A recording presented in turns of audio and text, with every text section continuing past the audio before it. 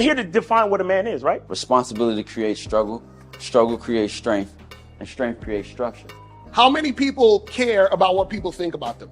Be honest. As a man, you got to be able to protect not just yourself, but your family. When we talk about being a man, it's your behaviors. But I don't say any of this to brag. I don't say any of this to gloat my life up or I'm better than anybody. I start crying. I'm like, why am I crying? And so what I realized was, you put yourself in a target-rich environment. You are the only woman that paid for a ticket to come to this event. if you're trying to teach your daughter to be around a certain man and you're not that man yourself, she gonna choose you. Hey, let me not touch this nigga. He too clean. Where is that on you? It's not on me. It's not on you. The only reason why it's not on you is because you didn't choose it. Find the women who can actually help you build. And here's some deep game for you. You don't have to have sex with all of them. Since 2016, I've been following Lucario and Miles. Y'all changed my life. Followed by Uncle Ram. So ever since then, I've been getting a little bit of too much ass at times. You know, as a man, there's a balance to it. Your purpose and pussy. And the heavier your purpose. Even if you lose the relationship, you don't lose yourself. And that's the most important part.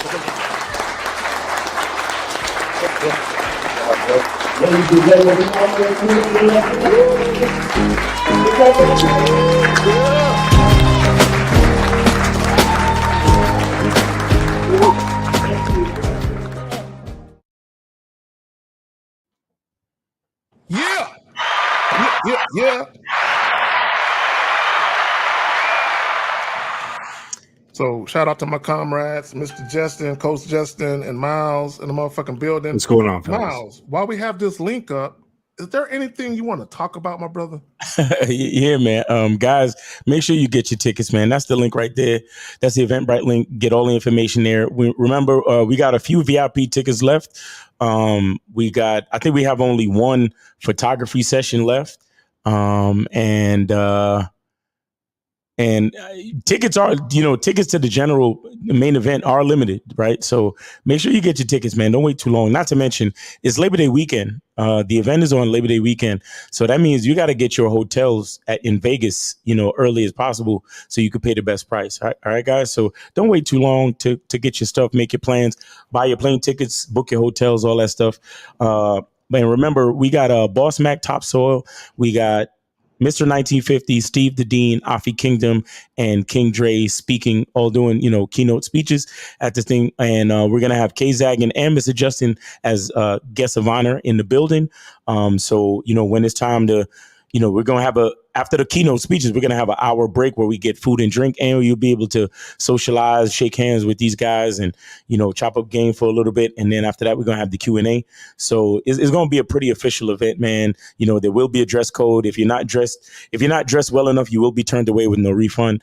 You know what I'm saying? So even if you have VIP tickets, if you come to the event that day not dressed correctly, you will be turned away, because we're trying to produce a very upscale experience for all the people there. You know what I'm saying? So get your tickets, buy your suits, go get fitted for your suit, whatever you got to do.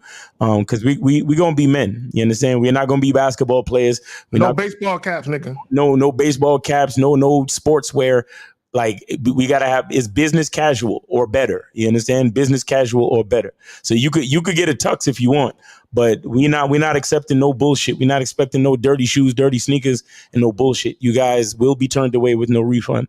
But other than that, man, it's going to be a great experience. Like I said, we got the keynote speakers. We're going to have food. We're going to have drink. We're going to have VIP options. We're going to have special guests. Other special guests other than Mr. Justin and K Zaggin will be Taekwondo. We're going to have, Roman. Jay Roman is going to be there. You know what I'm saying? So make sure you guys come, man. It's going to be very, very official. It's going to be a crazy experience, especially the Q&A. Imagine being in the audience and you could ask questions to any of those five game kings in real time. Get your questions answered. You know what I'm saying? So the networking, just for the networking alone and the location and the fact that it's Labor Day weekend, man, is going to be a beautiful thing. So make sure you guys get your tickets. The link is right there, and we hope to see you guys there.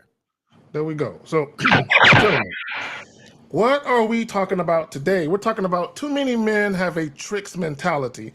Before I continue, There's a couple of video clips I want to show, and there are some comments under various Facebook posts that I want to show. And to me, it's becoming a very disturbing trend. I actually had a conversation on the 4th of July. I was at my partner's house.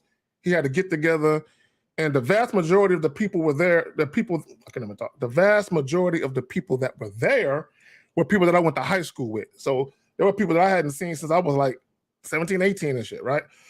So myself, a couple of the fellas, and some of the women, okay, we were all talking about this trick-hoe dynamic that permeates the fucking dating game right now. Now, there has always been men that pay for pussy since the dawn of time, right? So I want to preface my statement by saying this. I don't care that guys pay for sex. Sex does sell. It's gonna happen. It ain't never gonna stop.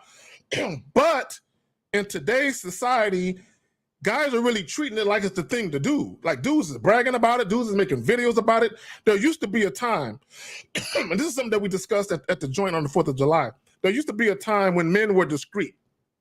When you would go to a brothel, get a prostitute, it was like, shh, shh, shh. You weren't bragging about that shit. Right. But nowadays, dudes are so used to being treated like bitches by females. Dudes are so used to females not gravitating to them sexually that they just get to the money. Now, I do blame rap music for this. I can't front. I blame the strip culture. I blame all of that because especially for you Negroes, it's a lot of you motherfuckers, right? So before I get to these comments and these videos, Mr. Justin, Miles, y'all got anything you want to add to that, man? No, I'm good. Yeah, we can get right into it, man.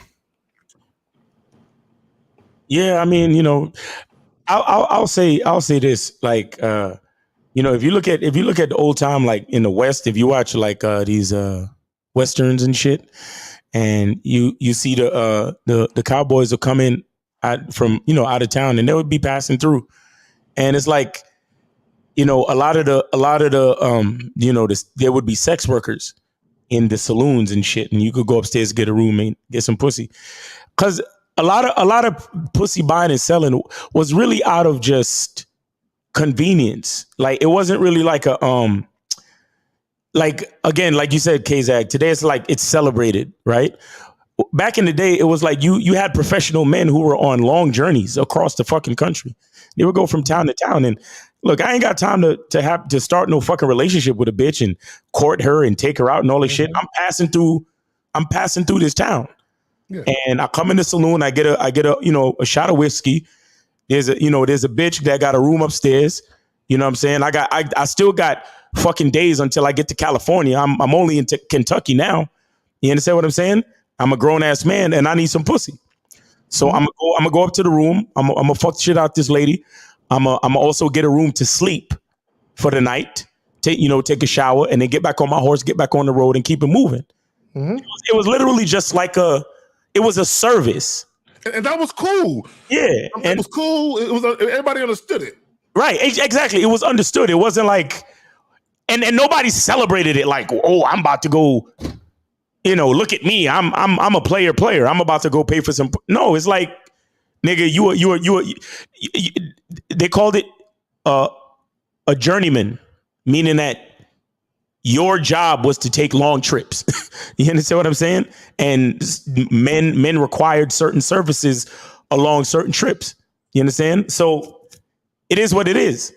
And again, it wasn't nothing celebrated, and it wasn't anything that anybody was proud or ashamed of. It was just the thing. But these guys nowadays, it's like they act as if, oh, well, I'm the man because I could take my money and exchange it in another country, and the women falling all over me and blah, blah, blah. And they actually use it as a source of confidence. And it's actually very disgusting. You know what I'm saying? Because if that's what you need to create confidence for yourself, then you've already lost. You know what I'm saying? So I just wanted to say that real quick, because a lot of people don't really understand like the origins of sex work. Yeah. You understand? And a lot of people don't understand that it's not nothing to be proud of. And it's not nothing to necessarily be ashamed of either. It's just a thing. It's just a thing. It's just a service. It's like it's like a service like the post office, or a service like a curry, or when that guy was coming into town, he went to the blacksmith and said, "Hey, change the shoes on my horse. On my horse, exactly. It's the same stuff. He comes in, he's like, "Oh man, you know what? I need, I want the company of a woman after my whiskey." And 10 minutes later, he's back doing his thing. Exactly. It's nothing to glorify. It's nothing to be ashamed of. You understand? Mm-hmm. So, and so it's just different these days, where it's like, dudes want to actually use that as a source of confidence and self identity, and it's like, no, sir. No, dudes want to brag about it. Yeah, they want to write. It's like what? There's nothing to brag about. Let me say this before I get to this first video clip. When I say tricks mentality, I want guys to understand what I mean. When I say tricks mentality, you have your garden variety tricks who actually put money in a woman's hands for sex. Mm-hmm. But when I say that moderate males have a tricks mentality, you dudes who take women out on 2, 3, 4 dates, hoping that you can get her to like you to get some sex, you have a tricks mentality. Paying a woman's bills, getting her nails done. Now, let me say this. If it's your girlfriend, fiance, or wife, that's completely different. I'm not talking about that. I'm talking about a woman you're casually seeing, you just met, and already you spending money on her. You niggas that be taking women out to extravagant dinner dates and shit, and you just met this chick. You niggas, too, have a tricks mentality. Let's get into the first clip. All right. Society at large is raising tricks and hoes, and knowing that you're doing all that you can to keep your family separated from this lifestyle. But unbeknownst to you, up until the time that you actually saw this video, you never put it together that America was raising tricks and hoes. And they have placed you and your family in jeopardy, because this is the social ideology. You work hard, you get some money, you give the money to the girl, and she's nice to you. Or, from a female perspective, when you find a guy who has some money and he takes you out, buys you dresses, diamonds, whatever, you know what I'm saying? That's the guy that you're nice to. In my mind, in my mind's eye, any exchange of sex for economic gratuity, according to Western, is prostitution. So when you come face to face with who you are as a person, an individual within this society, how do you handle that? Again, a prince of the game is simply somebody who chooses not to play that particular game, who has reversed the game on psychology and said, I want the cash. I want the diamonds. I want the furs. I want the house on the hill. Ism. Let me say this. I feel him when he say he reversed the game. Now, y'all know I'm Mr. Hashtag her debit card works too. Hashtag if she paying, she staying. And I'm not a pimp. I never said I was. But what I do believe, though, is that currently in our society, there are too many people who are making sexual transactions. It's becoming too normalized, right? To where I saw a video of the rapper Too Short, where he was doing an interview and he was talking about how he was talking to a young lady at a club, and she was like, "Yeah, we can get together. What you gonna cash at me?" Mm-hmm.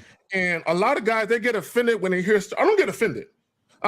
This is what I want to say to the women. If you can get whatever you can out of guys, do it. I don't care. You know what I'm saying? But what I want guys to understand is that the mentality that a lot of women have nowadays to be able to even tell a man that, what you gonna cash at me, that comes as a direct result of what they're used to from tricks and simps. Right. You guys, and here's the funny thing. You guys, a lot of you modern males, you created the women that you complain about. Women were never emboldened to just say that. Somewhere along the way, they've dealt with so many guys that gave them money and paid for shit where now they feel like this is what I should expect now from dudes. especially dudes that I'm not sexually attracted to. Y'all got it. Yeah, it's just behavioral conditioning. So they learn that behavior from every guy. It's like, well, the guys that are hearing this, they're not the ones that did it. It's every man that came before them. So those are the ones that fall. And it's just straight behavioral conditioning. You know, it's like, imagine you come home and just by walking through the door, someone gives you $10. Every single time you just walk in, like, hey, here's $10. You're like, oh, okay. Like at first it seems weird. And then the next day happens again. And then again and again and again. And before you know it, you're like racking up a bunch of money and you come home and you're like, oh, here's my $10. And then you come to expect it. It's like you get out of work, and you're coming up the stairs and you start expecting that $10. And you can start expecting it further and further back in time, right? So like it was short at first. Like it would be like you get to the door, you're like, oh, I wonder if that $10 is going to be right there. Right. Then it's the stairs. Then it's down the block. Then it's, getting off the subway. Then it's while it's at work. Then it's the day before. You know what I mean? So that's what's happening with these women, is that the same sort of conditioning has happened where they're expecting it long before they even meet the guy, because so many have conditioned them up to this point. And it's a problem that you just got to stop it on your own. You got to stop that there's no really like any kind of secret about it. You just have to stop going through the same pattern, and it's gonna result in guys not having what they really want right up front. But that's how behavioral change works, right? It's a slow, consistent step process that just takes time, and you're not going to get the girl that you want right away. But it's more of like establishing that pattern within yourself and say, look, this is how I'm going to show up no matter who is in front of me every single time. Like what Steve says, shout out to Steve. He's like, what is this? One thought, one mind, one way. It's like, that's it. It's just the same. It's the same bit. It's the same approach, same mindset, same behavior every single time, no matter what the woman, no matter what the situation, no matter what the environment. That's what's up. Miles, got anything you want to add to that, fam? Yeah, I'll say. So there's this video that this older gentleman who lives in the Philippines did, and I sent it to the thread. You saw it, Zach. I think his channel is called Sunny Shoulders or some shit like that. And he was talking about the fact that black men are disproportionately being taken advantage of overseas. And he was trying to like send out like a public service announcement to young men or men who are, new to the passport bro community and all of this. And he was trying to make a couple points about men having low self-esteem and trying to compensate for the perception that they have all over the world. So, it's the perception that, where you come from, nobody wants you, so to speak. It's a perception of low self-esteem. Like you should, if you go anywhere, you should be happy that any woman wants you. Right now, he was talking about this from a passport bro perspective, but I want to say that I think this is the issue with passport bros and no game having men in general, like trick and simp men in general. I think a big part of it is that a lot of men, because they have a low opinion of themselves, that's the reason why they lead with their wallet, right? That's the reason why they try to portray some sort of lifestyle to the female so the female will like them. And see, and look, like that whole passport bro situation is kind of like, as soon as we said to them, yo, you guys are out here tricking, it's like once they heard us say that, it's like they just turned off their ears, right? They just hit the mute button and was like, fuck you guys are just haters. And, dating coaches and game spitters are going to go obsolete. Y'all just mad because we're over here in these countries and these women want us and you don't have no information for us, right? But now you see this OG saying the same shit. Like, guys, don't think lowly of yourself. Think highly of yourself. Don't lead with your wallet. Don't fall into tricking on these women so you get taken advantage of. like create the type of life that you want for yourself. Believe in yourself, right? Because here's the thing. Like I said, once we said you guys are out there tricking, they didn't want to hear anything else we had to say. They considered us haters. But it's like after we said you guys are out here tricking, what else did we say? We was like, guys, you need to have game no matter what country you go to. Right? You need to believe in yourself no matter where you go. You need to have a high opinion of yourself no matter what you do. Like we tell guys all the time, you talking about taking these women out to a steak dinner. Bro, have you ever taken yourself out to a steak dinner? Nah. You talking about flying these women out. Bro, have you ever just went online and bought a cheap ticket to another major city just to go visit? Just to put yourself up in a nice hotel for a couple of days just to see how it feels. Have you ever done that? Nah, I never done. Oh, but you flying these bitches out though, right? Oh, have you ever, spent some money on yourself, bought yourself a nice watch, maybe a nice outfit, a suit, something like that? Nah, but you want to take these chicks on shopping sprees and whatever. And it's like, again, whether you a passport bro or you a regular ass tricking ass dude in the United States, it don't matter. Game is necessary. And bro, I really don't get no satisfaction from hearing these men talking about, hey, passport bros are getting taken advantage of in Philippines. These Filipino women are, getting these men to buy houses and their families are using them for their money. You think I'm happy to hear that, bro? Like we've been trying to tell these dudes from the very beginning, like, guys, no matter where you go in this world, you're going to need game. No matter where you go in this world, you're going to need confidence in yourself. So create the life that you want for yourself before you include any woman or any other person. This is what we try to tell them, but it's like, nah, you guys are hated. Like it just sickens me that after all of the whole passport bro popularity, we still come back to the game, and we was trying to tell y'all from the very fucking beginning. Yeah, wow, you said something. You said something about the when they go outside the country that the family is using them. It segues into this comment. Right. LOL. If you want to keep a woman, that's just the way it is. There's always someone in her family. Like, come on, go ask your husband. Now, y'all can see who hearted this comment. I'm not gonna say his name. He's a very popular passport bro. So basically what they were saying was, when you're overseas and you're dealing with a woman, that is quite customary for her family to say, hey, ask that Black American Negro, or any man, you ain't got to be black, right? Mm-hmm. But he's a Negro, so that's why I'm saying that. But my point is this: it's customary for them to say, ask that man, that American man with that passport, for money. We need this fixed. We need that fixed. So this guy says, well, if you want to keep that woman, you better go ahead and help our family out. That's what he's saying. If that's not the epitome. See, when we talk about moderate males have a tricks mentality, if you want to keep a woman, I don't, hold on real quick. Let me move that. I don't think guys truly understand the significance of a statement like that and the psyche of a guy who would say something like that. Yeah, there's a lot there. Yeah. So, but go ahead, Justin. You got it first. If you want to go and speak on the film. Oh no, I was just saying, like, there's just a couple of lines and there's a lot there. So, like, just the first one: if you want to keep a woman, who says I want to keep a woman? Right. My girl wants to keep me. Exactly.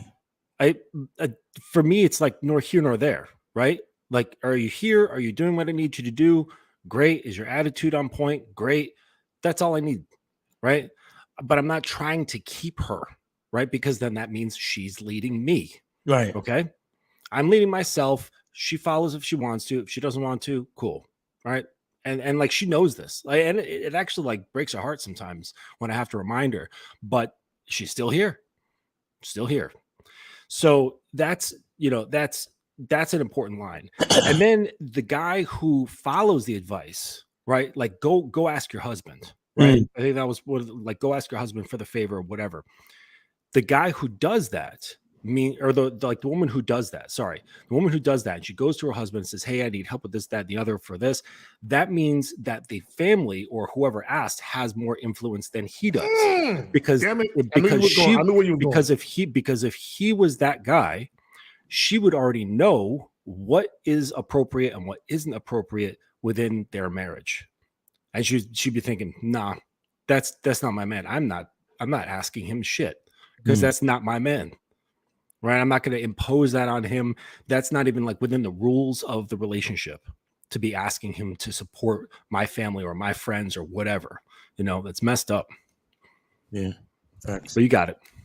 Okay. Hold on real quick, Miles. You see this shit right here? You see? Could it be modern males have a trick mentality because modern females have a 3 or 4 mentality? But which came first, the chicken or the egg? You see that shit? You see? You see what dudes do?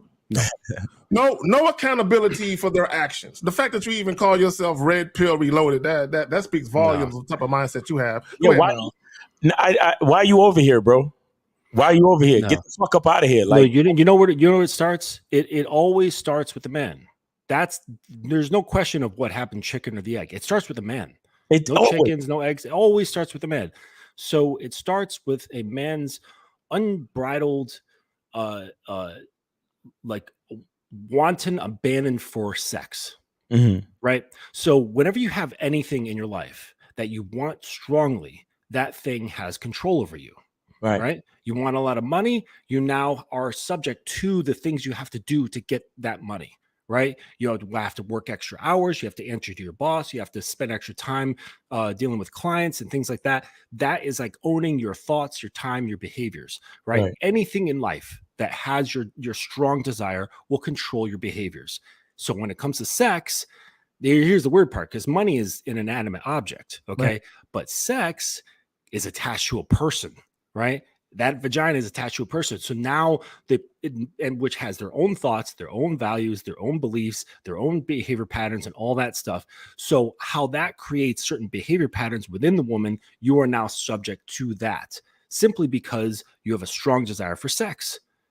That's the problem. So it starts with the guy, right? So imagine if you had like a town and all the men, they flipped a switch and they all had mature sexual control over their impulses or impulse control over their sex. All right.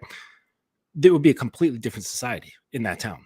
Things would be run completely differently. Now imagine the other town where the guys can't control their sexual impulses. They think about sex all the time. They think about getting women all the time. Imagine how that town would be run. Totally different, right? So really it just starts with the men. Thanks. Real quick, there's a snake in my boot. Yep, these names. But the 199 is Justin. Do you know Coach EO?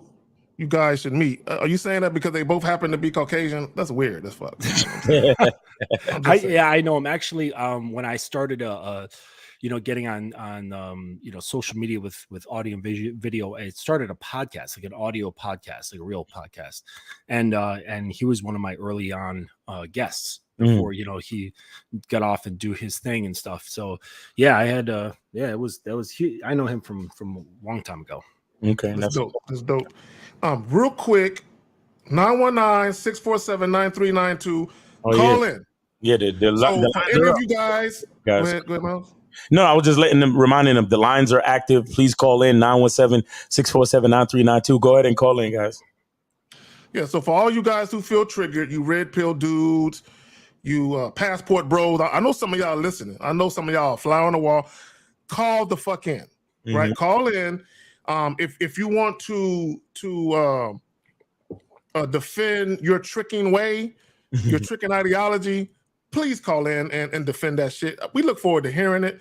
Miles, you got anything you want to add before I get to the next clip? I would just like you to put the clip up again so I could kind of see it and take it in. Okay, are you talking about the comment? Yeah, the last comment. All right, let's do that. Let's do that. Let me find that joint. Okay, let me find that joint. Yeah, so it said if you want to keep a woman, that's just the way it is. There's always someone in her family. There's always someone in her family like, come on, go ask your husband. If you want. And this was in reference to what? So basically, the individual that hearted this comment, he did a video and he was talking about how when you go to these foreign countries, Brazil, the Dominican Republic, things like that, how if you're dealing with a woman that it's not out of the ordinary for her family to need some type of assistance financially. So when he did the video, he was saying, man, it's super cheap over there. I ain't got a problem helping out with a couple $100 here and there. So that comment came as a result of that. Okay. But there's always someone in your family like, come on, go ask your husband. See, like when I see phrasing like that's just the way it is, what I think of is just a man that's, number one, he's defeatist and he doesn't understand being in control of his life.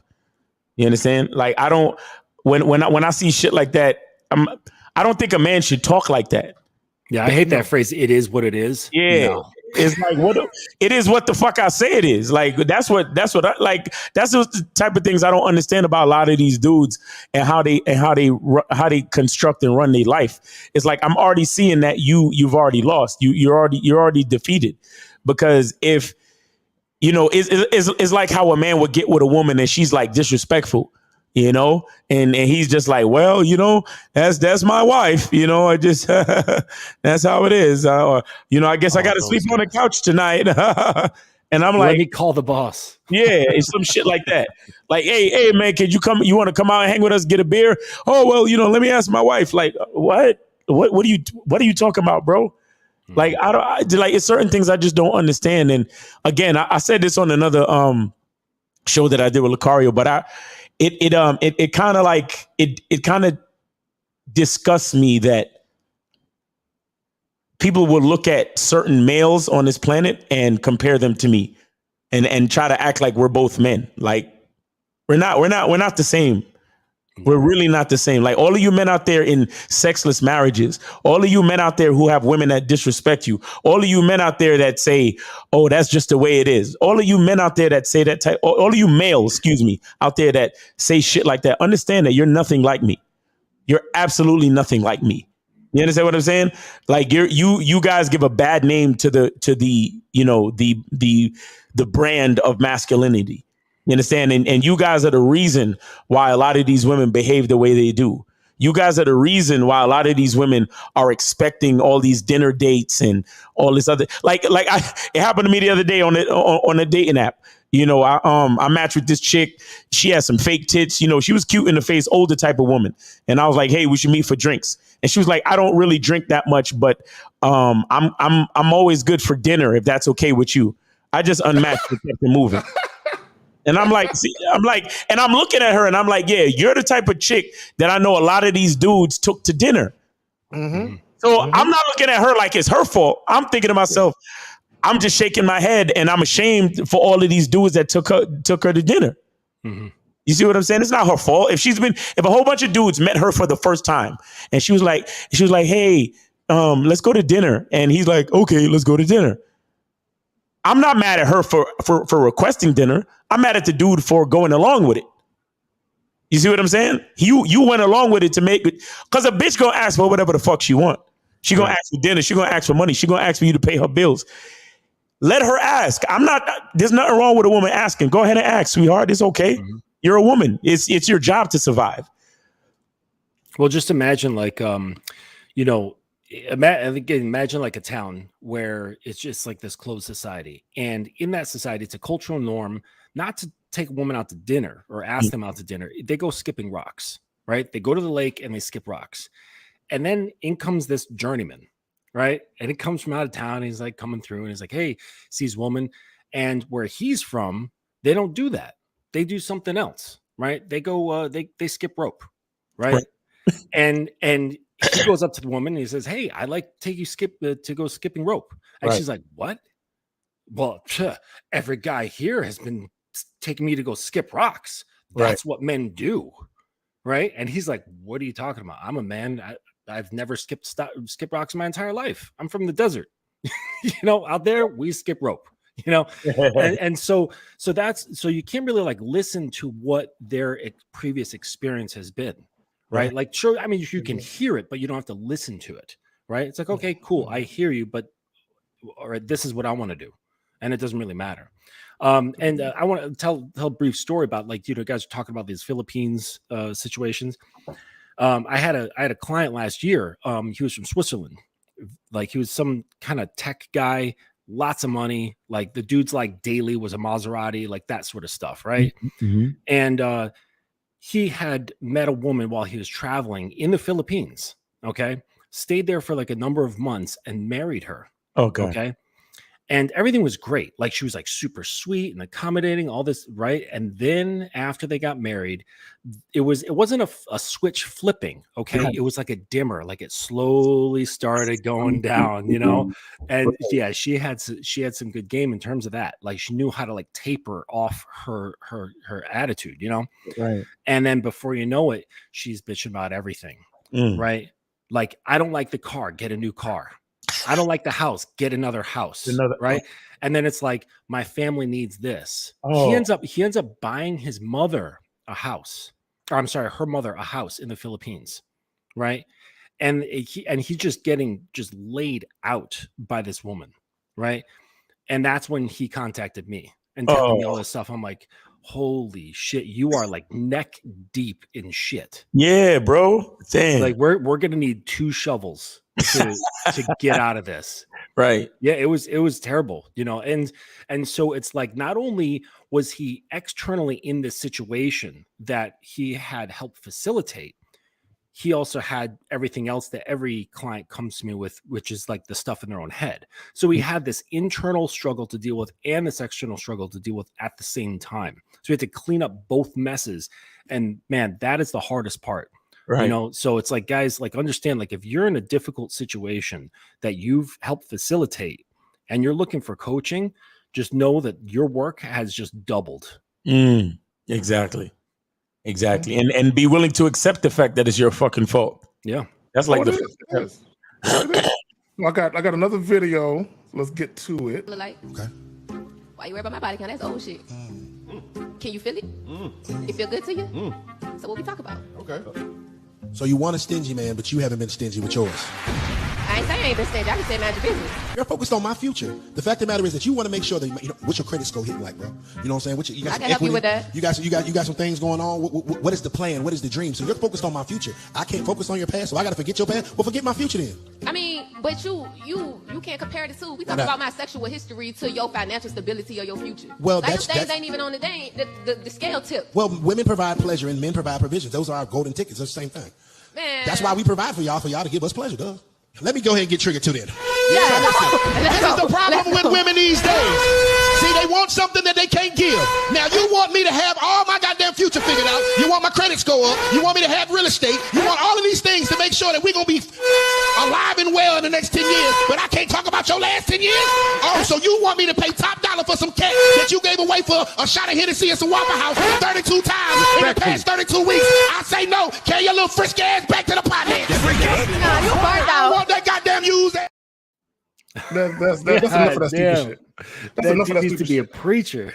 That's enough of that stupid shit. So there were 2 things going on. Number one, that body count shit. And she asking him, do it feel good to you? What difference do it make? You know what I'm saying?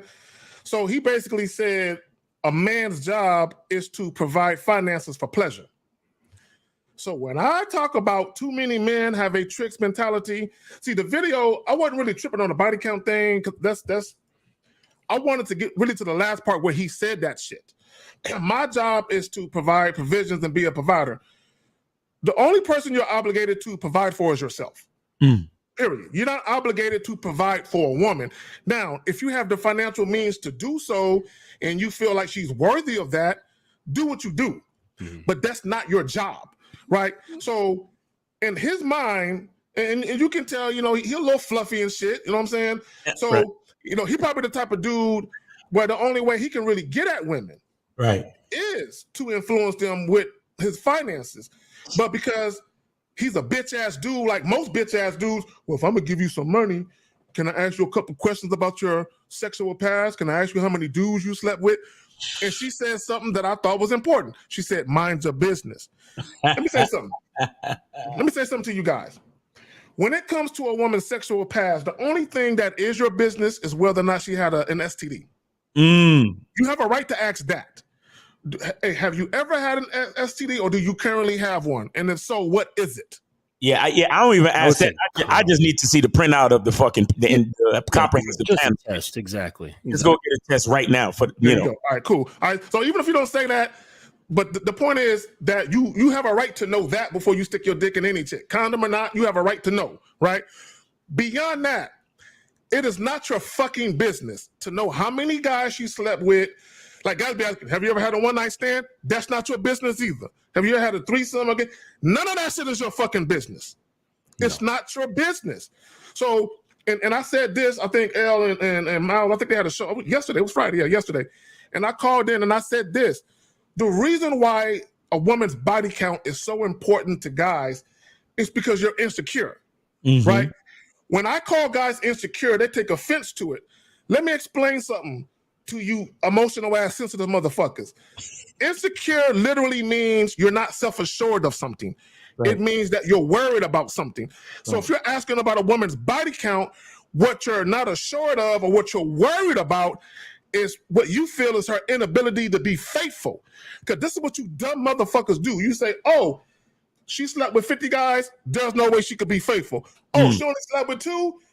The chance of her being faithful is higher, which is bullshit. There is no proof to prove that. Y'all got it. Yeah, the again, like that goes back to one of the first things that I said, right? It's about that the sexual, like seeking sexual pleasure, right? Because that's what he said, right? He said men have the, do the provisioning, women are doing the pleasure. Okay. That's not what you should be looking to women for, right? What you'd be looking to women for is obedience and service. Can she do what you need her to do? All women have pussies, right? That's a given. That's what partly makes a woman. All right. So it's like that's a given, especially if you got game. Like it doesn't even matter. Like sex is not even on the table, right? It's like it's already there.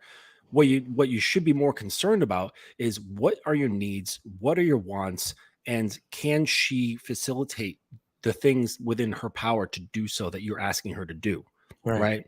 That's all that matters is her obedience and her willingness to follow what you say. That's it. And that's what he's so sidelined by is he's focusing on the pleasure, right? Exactly. Which indicates he's not getting it. Right, exactly. Because Lucario brings this up a lot of times. Like, wait, hold on 1 second. Hold on, Anonymous. We're gonna get to you in 1 second. Just chill out on the phone real quick. Yeah, I'll be quick. So, like, Lucario brings it up a lot of times, like this, like the analogy of like, if you've got a lot of a certain something all the time, right? You have birthday cake every week. You're not going to be fiending for birthday cake, right? But if you never ever had in your life a birthday cake, you're gonna be like, damn, all these people, they get birthday cakes and stuff. I've never once had a birthday cake. And that's gonna be the focus of your obsession. And that's gonna tie you down. That's a leash to your neck that drags you around and leads your decisions. And that's what so when you hear guys talking about that, talking about getting sex so much, they're following. They're not making clear-headed decisions, right? Because that's all they think about. That's all they want. They can't think past their own desires. Exactly. There you go. All right. So we got Anonymous on the phone. Name, age, and city. You on the Manhood is a Skill Set show. Go ahead. Dave, 27, Alabama. All right, Dave, 27, Alabama. Go ahead, brother. Would y'all wife a porn star? Would you? Yeah, why not? You guys wife a porn star? Yeah, why not? Would you? Would you and why not? Huh? Would you? No, because it's a personal preference. Can you answer my question, please? Yeah, I'll answer it. Yeah, based on just what I just said, I would absolutely wife a porn star or any other job in the world as long as she's doing what I want her to do, and because that's all that I need. What about you, Kate Zagan? Me personally, I would not wife a woman who has active videos out there, and I'm gonna tell you why. Okay, and I talked about this before. And see, here's the difference, because I want guys to understand something. There is a difference between standards and preferences. A lot of people act like that because they are unwilling to do a certain thing that is a standard when it's really a preference. So let me explain to you why. And it's really a practical reason. It's not emotional like most guys. The reason why I personally would not wife a porn star is simply because there's videos out there, and I'm a father, so I think about the fact if we got kids, right? And I told the story of how Kim Kardashian, her son was playing a video game on the tablet, and an image of her popped up, of her sex tape with Ray J popped up. It didn't show the sex tape, but it was imagery surrounding the fact that shit happened. So maybe it was like a digital 3D cartoonish type of shit. I don't know. But her son was literally watching his mother get fucked. You know what I'm saying? On a game he was playing on his tablet, right? That would be my only concern is I don't want what you did in your past that's on video that everyone can see to come back and have an impact on our child. Me personally, I don't care personally, right? Just as a father looking at it from that lens, I wouldn't want that to interfere with our child. Just like you got women who are on OnlyFans, they have children, the children go to school, somehow, some way, the other kids find out that, oh, your mother is doing this on OnlyFans, and now it's a problem. So I don't judge women for what they do, but at the same time, because I'm a father, I'm more concerned with the child being impacted by that. That's it. But y'all got it, man. Well, I mean, to Antonio's point, like, why do you care what another man does with his life? Facts. Yeah, get to your point, Caller. Okay, get to your point. To y'all point, y'all are telling other men that has the standard of they wouldn't do it, what to do with their life. So that's an invalid point. Y'all are knocking other men that says, hey, I don't want no sexually open woman. I don't want her as a wife. I have her. Wait. Yeah, okay, real quick. Okay, where in this live stream do we knock another man? Where? Oh, y'all some bitch ass niggas because y'all worried about her body count. And if you think about that, you're a bitch ass nigga. No, I don't want no fucking. I would use a woman like that for fun because she showed herself as worthy. No, well, why? Wait. Why use her? Why use her? Why use her at all? Why use her at all, sir? Why not just go find your quality woman with a low body count? Why fuck with her at all? I mean, she fucked that many people. I mean, I add myself to the equation too. What you're saying is, Zach, let me get him. So what you're saying? So what you're saying is you don't have no fucking standards then. What I'm saying No, wait.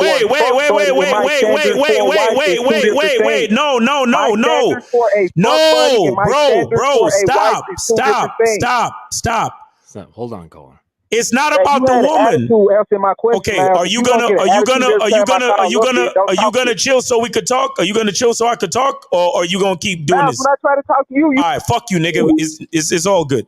Callers, call in. I usually have no time for that dude because he's super disingenuous and he really don't have no respect for the conversation. He's calling back. Yo. Listen, if you go respect the conversation. If not, I will hang up on you again. I'd rather talk to K-Zagging, bro. Well, fuck out of here then, because it's the three of us. It don't work that way. Let me explain something to that caller and any other caller that will ever call in to anybody's live stream. It ain't your fucking show. I'm gonna give you one more chance. If you want to call K-Zag when he's on a live by himself, then you could do that. But meanwhile, you got to talk to all three of us. You understand that? If you want it or not, do you want it or not, bro? Bro, I'm waiting on you, bro. Okay, so what I'm saying is you're the reason what we're not knocking the men. We're knocking the fact that you don't have no standard, because in one breath you're saying the woman ain't worth nothing, but you're willing to you said it that you are willing to put yourself as a part of the equation. If you're going to have a standard, then have a standard for yourself and leave that woman alone entirely. Why not? I have a standard for, and what I'm saying to you is I have a standard for somebody that I will wife, and I have a standard for somebody I will have sex with. You don't think, you even yourself don't expect to wife up every woman you come across. You will probably use them just for this level. As long as they're doing this, that don't mean you'll put a ring on their finger. So you contradicting yourself as well. Okay, all right. That's fine. That's fine. Okay, I see where you're coming from. All right, that's fine, as long as you never ever complain about a woman having a body count. Because if you've got a standard for this type of woman and a standard for that type of woman, which means you're adding to women's body count, you then cannot justify complaining about her body count because you are willfully adding to it. So if you're going to have that bifurcated standard, then you just can't say anything. Oh, wait, hold on. You said you disagree? How do you disagree with the fact? So you want to go into a place. So you want to go into a place and have a certain behavior. Add to her body count if she accepts me to her body count. So she's adding to her own body count. Oh, so you don't take any sort of responsibility in that. Come on, man. Participant. I am okay, caller. So listen, you're not making a willful decision. Caller. Okay, here's the thing, right? Both men and women, what we all do, right? We'll meet people, and typically people who are practical, not emotional. People who are practical, you might run into somebody where you say, all right, well, we're compatible, but it seems like the most we can do is have a sexual relationship. Beyond that, I don't see how we can, okay, bro, this ain't your show, nigga. Listen for a second. But I'm making a decision based on how she's presenting herself in the present moment. I'm not sitting here asking about, I will never ask a woman about her past. Okay, outside of the fact whether or not she has an STD currently, I don't care who she fucked or what she did, and that's none of my business. So my thing is this: if you feel like, oh hell no, this woman did XYZ, I would never wife her up. Then why even deal with her? See, you don't have standards. Okay, you're a hypocrite, nigga. You don't know what I have. I just told you I have two different sets of standards for two different standards. So there's no such thing as two different sets of standards. No, either you are a man who has standards and principles or not. Don't move the goalpost to fit your narrative, partner. Don't do that. Don't do that. Hello? Yeah, I got it, man. All right, call it. Just say your point, because we got other calls coming in. My point is simple, man. Y'all sit up and be like, oh, he don't have these standards, blah, blah, blah. Y'all throw shit like that's a feminine trait to gaslight and throw shit on somebody. All right. People have standards for different things. No, y'all don't have standards. Y'all have no standards. You have no standards. Leave him. Just let's let him say his shit. Oh, sorry, go ahead. Wait, no, I want to hear what Zay. No. People have standards for different things, and go ahead. Okay, people have. Hey, matter of fact, to the guy that's, I don't know your name. What do you think? No. Don't worry about what we think, because we gaslighting people and all that. Just say your piece, and then so we can let you go, brother. Hey, just let me go, because you. All right, great. 916, you on live with the Manhood is the Skill Set show. Name, age, city. What's on your mind? Hey, this is Jay Roman, man. I just had to call in. Jay, what up, partner? What's up, man? You should be honest with not calling it. The last caller just disgust me. Yeah, he's always with that disingenuous bullshit, man. Always. Yeah, and I don't think he really understands why it's disingenuous. And basically, when it goes to him, he fluctuates what type of man he's with, determining what women he's with. Yes. So really, his manhood is not set in stone. Exactly. Because he's willing to lower his standards, depending on the woman that's in front of him. Right. When he should be standing on his square, he should be the most solid no matter who's around him. Right. So his standard shouldn't go up or down, right, no matter who's next to him. Exactly. Hold on, Jay Roman. I think we got Mr. Lucario on the line too. What's going on with you, player?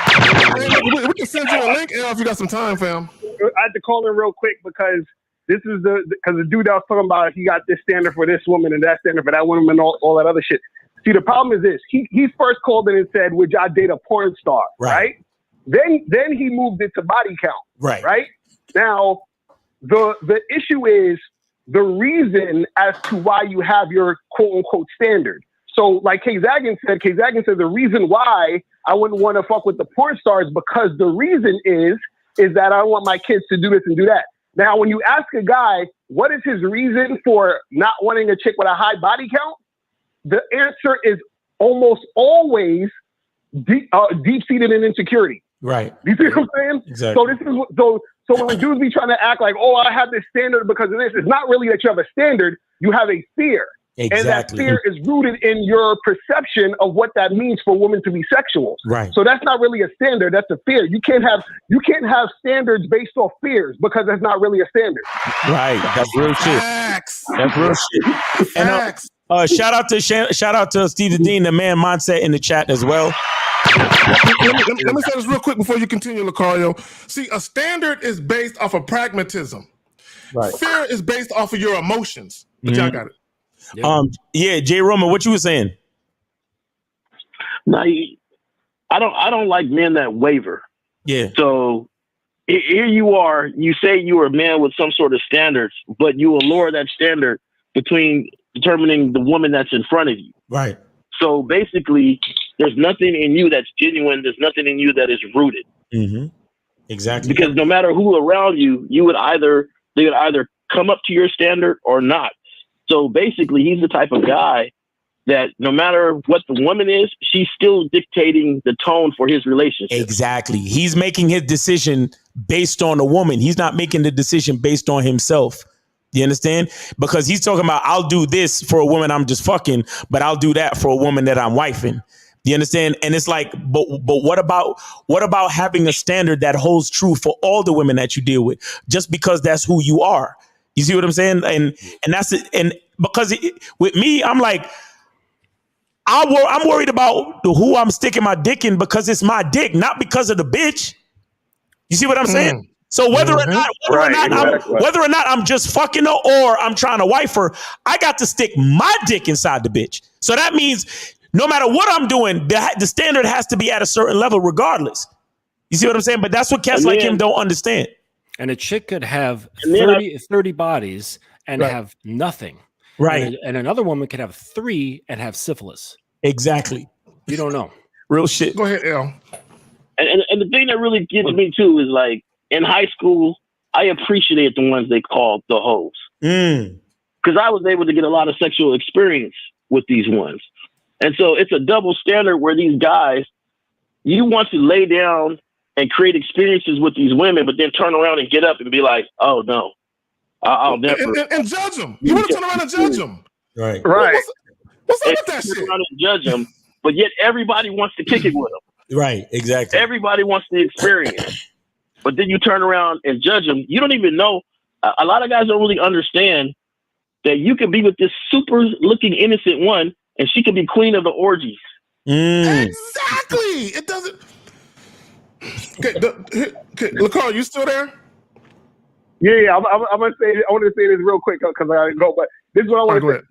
See, the problem with the guy when he didn't understand about standards is that the standard is about you as a man having a structure regardless of what the women are doing. What he was saying was, I'm gonna switch up based off the woman. Right. So he's like, if I think she's a hoe, I'm gonna do this with her. If I think she's not a hoe, I'm gonna do this with her.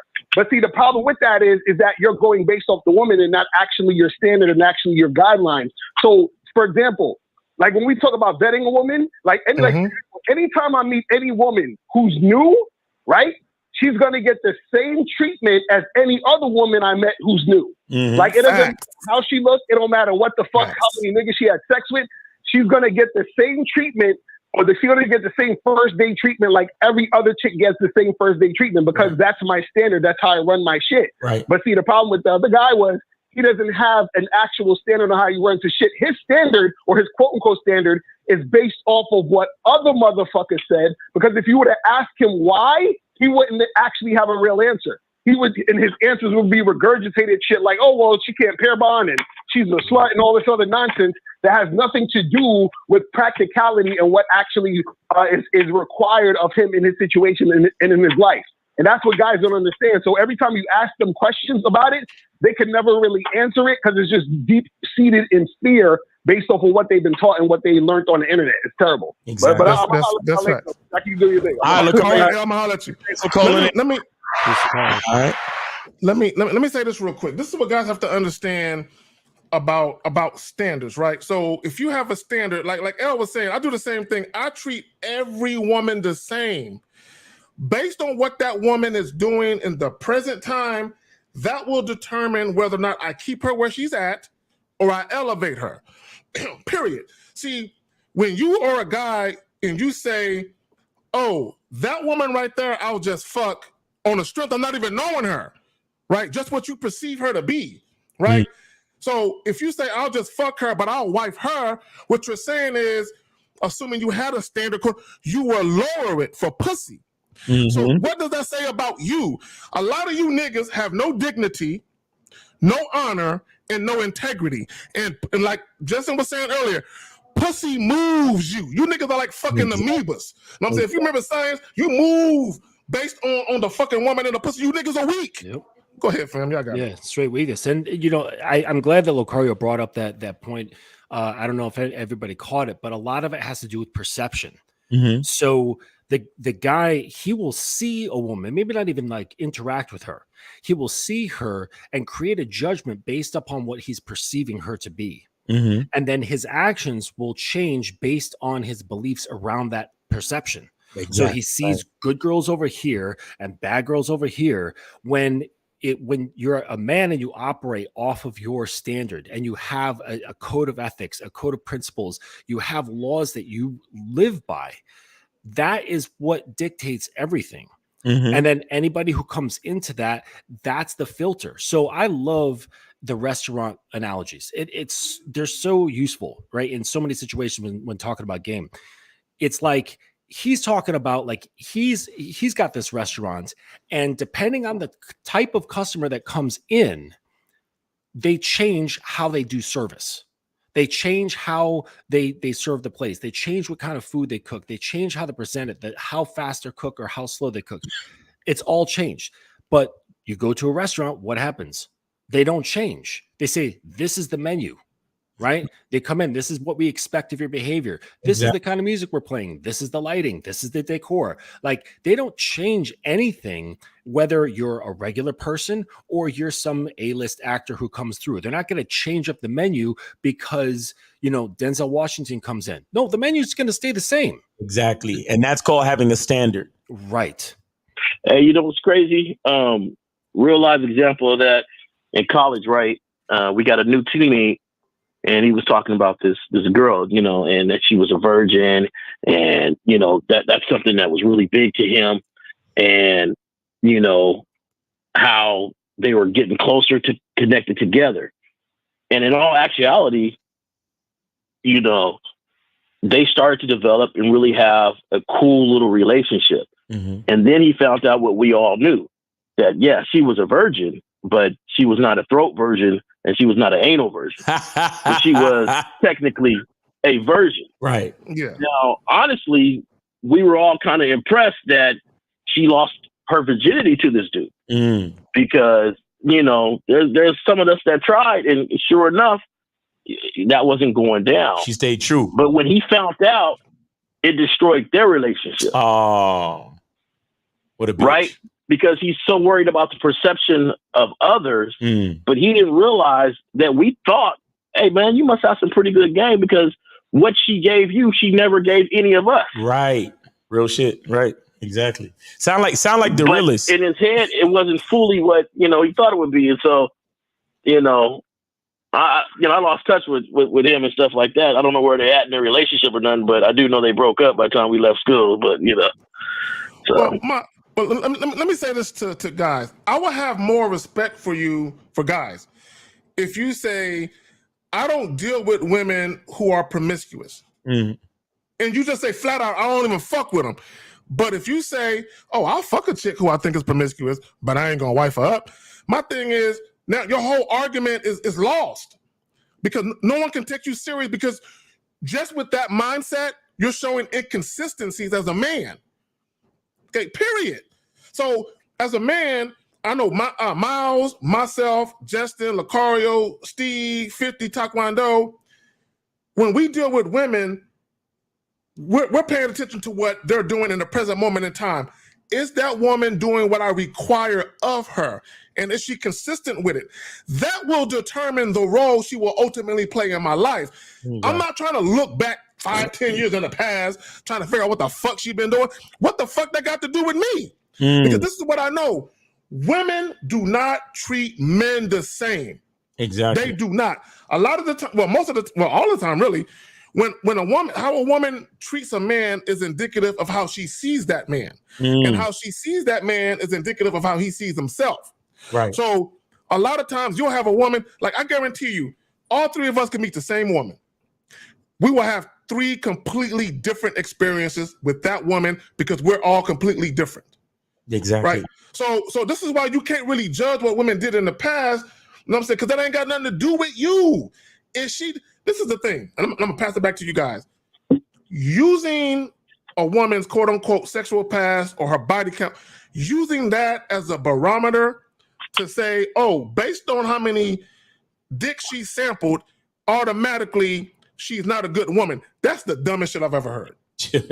It's dumb. But go ahead. Y'all got it. Yeah, and then combine that with a tricks mentality, and you've got a terrible, terrible mixture. You're doomed for failure. So, all right, fellas, I'm gonna get off the show. Thanks for taking the call and everything. All right, brother. All right, brother. All right, Jay Roman. All right, man. All right, see you on the next one, man. You be safe. All right, bro. Yep. Jay Roman on the check-in. How are we on calls, man? We good on calls, and you know he was trying to call back in, but I can't merge anonymous calls with regular calls for some reason. Well, I mean, if you're gonna call back in and have real dialogue, then cool. But yeah, we ain't trying to argue with you, nigga. That's not gonna happen. And that's the thing. Yeah. That's the thing. I mean, if you want to state your piece and just disagree, then fine. But ain't nobody going. We're not gonna go back and forth with you when we know you want some bullshit. It's just not gonna happen. So keeping with the spirit of the joint, too many men have a tricks mentality. I'm gonna show you another comment. I want a girlfriend that I can spoil you and take on dates. Do y'all know how whack? Hold on. Oh, I think this anonymous. Lord. What's that? Hello. Yeah, hey, will you tell? Yeah, I'm right here. I was just gonna chime in from the comments, but one of them pussy ass keep on putting me on timeout. Can you tell him to stop doing this shit? I don't know. Just behave yourself and be respectful, fam. You good? I'm being respectful. All I said in the comments was y'all didn't say that when I was on the phone. That's all right, it. cool. All right, cool. All right. Hey, everybody, let D lead. Is it D Lee? Is that what it is in the comments? Yeah. As long as he isn't being disrespectful and talking shit, let that nigga comment. It's all good. We ain't tripping. Yeah, like I said, I agree with a lot of y'all points, but that point right there, I can have, because you can't set my standards or my preference. I can have the standard. You don't have standards, fam. You ain't slept. Every woman you slept with, you didn't think you about making a wife. Let's just be real. None of y'all. But it had nothing to do with her sexual past, though. Here, I've got a question, caller. What is your standard? It don't matter if caller. You have your reasons. I have mine. Caller, I understand you have your preferences, but what is your standard? My standard is, my standard gonna sound kind of outdated. But my standard is she be a help me. You know what I'm saying? Wait, so your standard is a woman. Value beyond sex. So your standard is a woman. Beyond sex. What you was about to say? I said, so your standard is a woman. Because I said, what is your standard? And then you said a woman as a helpmate. So your standard is based upon your perceptions of a woman. What's my are you saying what's my standard in terms of what I want in a woman, or are you saying what's my standard in terms of self?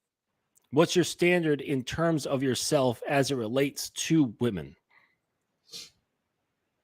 Well, I have integrity. I want her to have integrity. I'm loyal. I will want her to be loyal. You know, I'm consistent.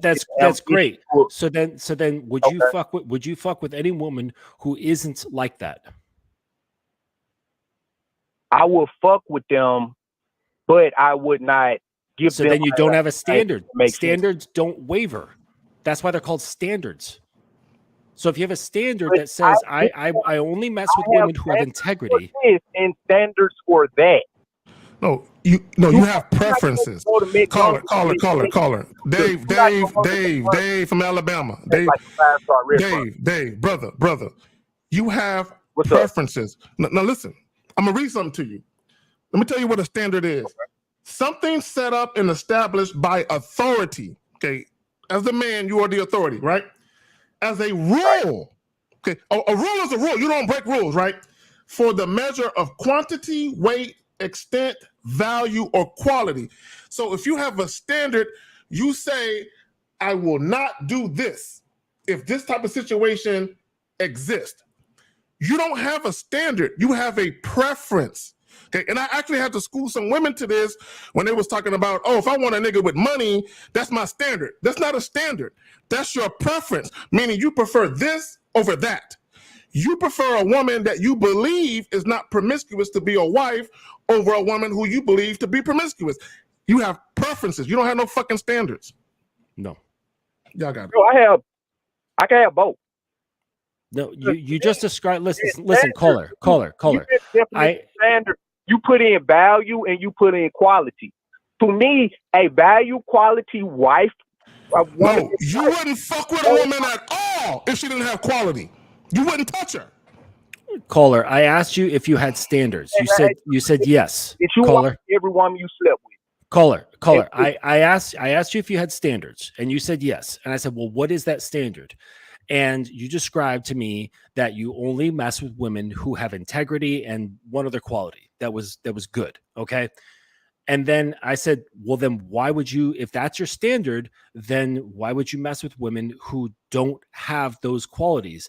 And because then if you do that, that means your standard is flexible and therefore not a standard. Standards are unwavering, unbreakable systems and rules. Okay, I'm gonna use something. So if you bend on it, you don't have standards. Starts off as a fuck buddy. Kay Zagan said every woman starts off as a fuck buddy. She earns the relationship. If you're only good for sex, and I see that you're only good for sex, and I can gauge her body count to see, okay, she did a lot of fucking. This is the extent of her value. Then she don't get the relationship. She don't get the ring. No, bro. No. That's not. Caller. You cannot gauge a woman's body count. I don't look. Caller, I want you to listen, and I want everyone listening right now. Women are not dumb. Okay, let me explain something to you. Women watch these videos. Hold on, listen, caller. I need you to listen. Hold on, listen, bro. I'm trying to school you to something. Just listen, please. Women watch all of these videos, whether it be us, other YouTubers. They watch this argument all day about body count and all this goofy ass shit. So women already know when I meet a certain guy and I can tell that he's a judgmental type, what I will do is I'll act like the chick that he want me to be. Women are chameleons. Women know how to play the role they need to play to get what they want. So hold on real quick. So if you're dealing with a woman and she knows that you're judgmental right off the bat, one of two things is gonna happen. Either she ain't gonna fuck with you at all, or she'll pretend to be what she thinks you want her to be so she can get what she want up out of you. Y'all got it, man. Yep. And K-Zach, you said that. I'm glad you made that point because I don't know if it was on the yesterday show, if I was watching the old show, I'm kind of behind. But y'all say that when she likes you, she'll try to morph and mold herself into what you want her to be. But they also do this shit when they run in games. So it's kind of. No, I agree. This is why you have to have game. You have to have some discernment so you can tell the difference. The average guy can't tell the difference because caller, the average guy doesn't know himself. Kind of like you. You done fucked up, man. How I don't know myself, K-Zag? Tell me about me. Who am I? Because when we asked you about your standard, you didn't have an answer. It wasn't clear and it was based upon a woman. I actually was answering your question, then he cut me off. And then I had to answer his question, then you brought it back to your question. But like I said, the first time I asked you about what your standard was, the first thing you did was you went to speak about women.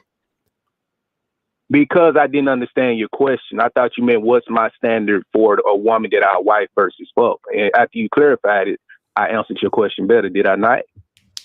Yeah, it was a bit better. But I'm saying is that from what you displayed, Your standards don't change. That's the whole point. Standards don't waver, they don't alter. They're rules. They're rules that you can apply to yourself, that you apply to people that come into your life. It doesn't matter who you perceive her to be. Like if she just wants to have sex, she's going to get the same standard as a woman who wants to be your girlfriend, right? Facts. It doesn't matter. It really doesn't matter. It's the same treatment no matter what, because it's based on a standard that's consistent, whether you're here, whether you're in Texas, whether you're in Florida, whether you're on the freaking moon. It doesn't matter whether you're dealing with a chick who's an alien from Mars or alien from Venus. It doesn't matter. It doesn't matter what they do for a living. It doesn't matter what they look like. It doesn't matter what they do. It doesn't matter the sexual past. It doesn't matter what they're going to do in the future. Every single interaction is treated exactly the same because you have a standard, but you change it up based upon what you perceive her to be. I don't want to be rude. I don't know your name, but while I'm talking, Justin. I'm just going to try to say. You said Josh? Justin. Okay, my bad, Justin. Okay, Justin. Do you have a wife? No. Okay, do you have a girlfriend? Yes. Okay. Do all of your relationships last the same amount of time? No. Okay. So maybe they left you, or maybe they weren't up to quality or violated you in some kind of way and didn't meet your standard and you left them. The point I'm trying to make is people with me, the way I work, you're depending on what role I assign you is going to tamper with my expectations of you. Like I might meet you in the beginning, you doing this kind of stuff. Okay, I'm not gonna go this person can never get past this point based off what I've seen. That's not me switching my standard. That's me adjusting my expectations to that person. Like if a person steals, I know to watch them in the presence of my valuable things or things like that. Does that make sense to you? Like I'm not gonna add everybody in the room. I'm going to add a thief. Somebody else could have took it, but I'm still going to add a thief because I know that this person has a history. Hold on. See, this is how I know I got you, nigga. This is how I know you ain't got no standards. You said if I know you steal, I'm gonna watch you. Why would you even fuck with that person at all? They wouldn't. That's what I just said. They're not gonna be in your presence. Situation where I have to fuck with them. It was just an example. I ain't gonna say it's the best example, but I might be put in a situation where I have to fuck with them. What? Why would you have to fuck with a woman? No. He was talking about my example, Justin. Why would you have to fuck with a thief? Let's go to your example. Use your example. Why would you have to fuck with them? I mean, it could be like I might see him at a family reunion. You might see somebody at a club. You might see somebody outside on the street. You just never know when you're going to bump into a person. You see what I'm saying? But that's why standards are consistent. That's why standards are consistent. So if you have a standard that says, I don't associate with thieves, ever, no matter what the circumstance, no matter who they are, I don't care if it's your brother, your mother, your best friend, anybody. If that is your standard, it holds true in any environment with any person. That's why it's called a standard. It's an unwavering set of rules and codes that you live by. So doesn't matter if the woman does this or that, you stay consistent no matter what. So that person comes in, you find out that they're a thief, bye-bye. You are not fitting for my standards. And that's just the way it is. It's just very simple. Women, I was just saying in general, you took it back to women. Yeah, if it's somebody I can get rid of, yes, I'm going to get rid of them. But you might have you might work some kind of corporate job and you might not like somebody, but you still have to deal with them because it's your job. No, but it's not what you said. No. See, I gotta call bullshit because you said if I got them around me, I gotta watch them around my shit, meaning they are in my motherfucking crib. That's what you said. Yeah, no. I said no, I ain't say my crib. You added that in. I just said if they're in my proximity. So, but you're just looking for ways to justify. You gotta deal with them a certain way. You're looking for reasons to justify having flexible standards. That's what you're doing. You're coming up with situations. You're coming up with hypothetical situations so that you can justify having flexible standards. And that's fine. You want to have flexible standards, that's fine, but it's going to come out with inconsistent results in your life. And dire consequences. No. My standards are not flexible. The way I'm going to deal when you violate my standard, the way I'm going to handle it is flexible. Miles, I saw you, dog. I know you want to say something. The way I'm going to fuck with you if you violate this standard is flexible. I will give you that. I might cut you off. It's a whole bunch of ways I can go about you violating my standard. That doesn't mean the standard is flexible. All right, man. You got it. Hey, you know what? Miles, if it's working for you, it's working for you. Right. Yeah. You got no problems. You got no problems with women, then that's great. I'm happy for you.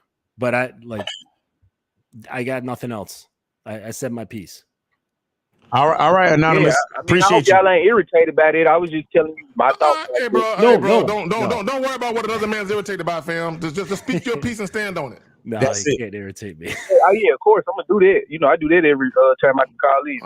Right. And just so you know, and because you call in anonymous, I can't merge anonymous calls with calls because the other calls that I get. You good, man? No. I'm just letting you know because I know you might think I'm trying to block you from calling back in. What I'm saying is when there is another call on the Skype because usually people are calling with their numbers and I can see their numbers, and I want you to know that I cannot merge anonymous calls with regular number calls. Do you understand that?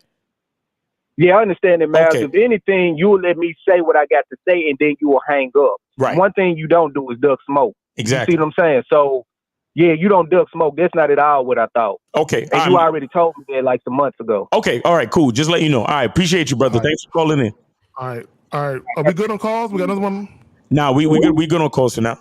Okay, let me say this. LeBron with the 10. My appreciation, fellas. Yep. Also, see, when women start donating, they know we hitting on all cylinders. All right, Red Renee with the 1126. That's a weird amount as fuck. You could have just rounded that shit up to 1130 and shit. Anyway, take up on this fool. LOL. We just did that. All right. All right. So we ain't done yet. So before I get to the next comment or the next clip, do y'all have anything y'all want to say? Nah, I'm good. We can get to it. No, I'm not going to mix up that guy again. All right. So let's get to this. Okay. Hold on, real quick, and I want to plug the joint because I want guys to understand what you're about to see.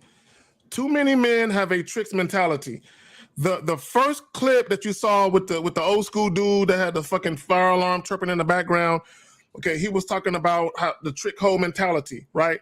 And what I want to show you with this clip is how people are comfortable with this shit and how people are literally giving you advice predicated on you having a trick-hoe interaction with each other, both men and women. All right, so here we go. Hold on. What's the joint at? Let me get it.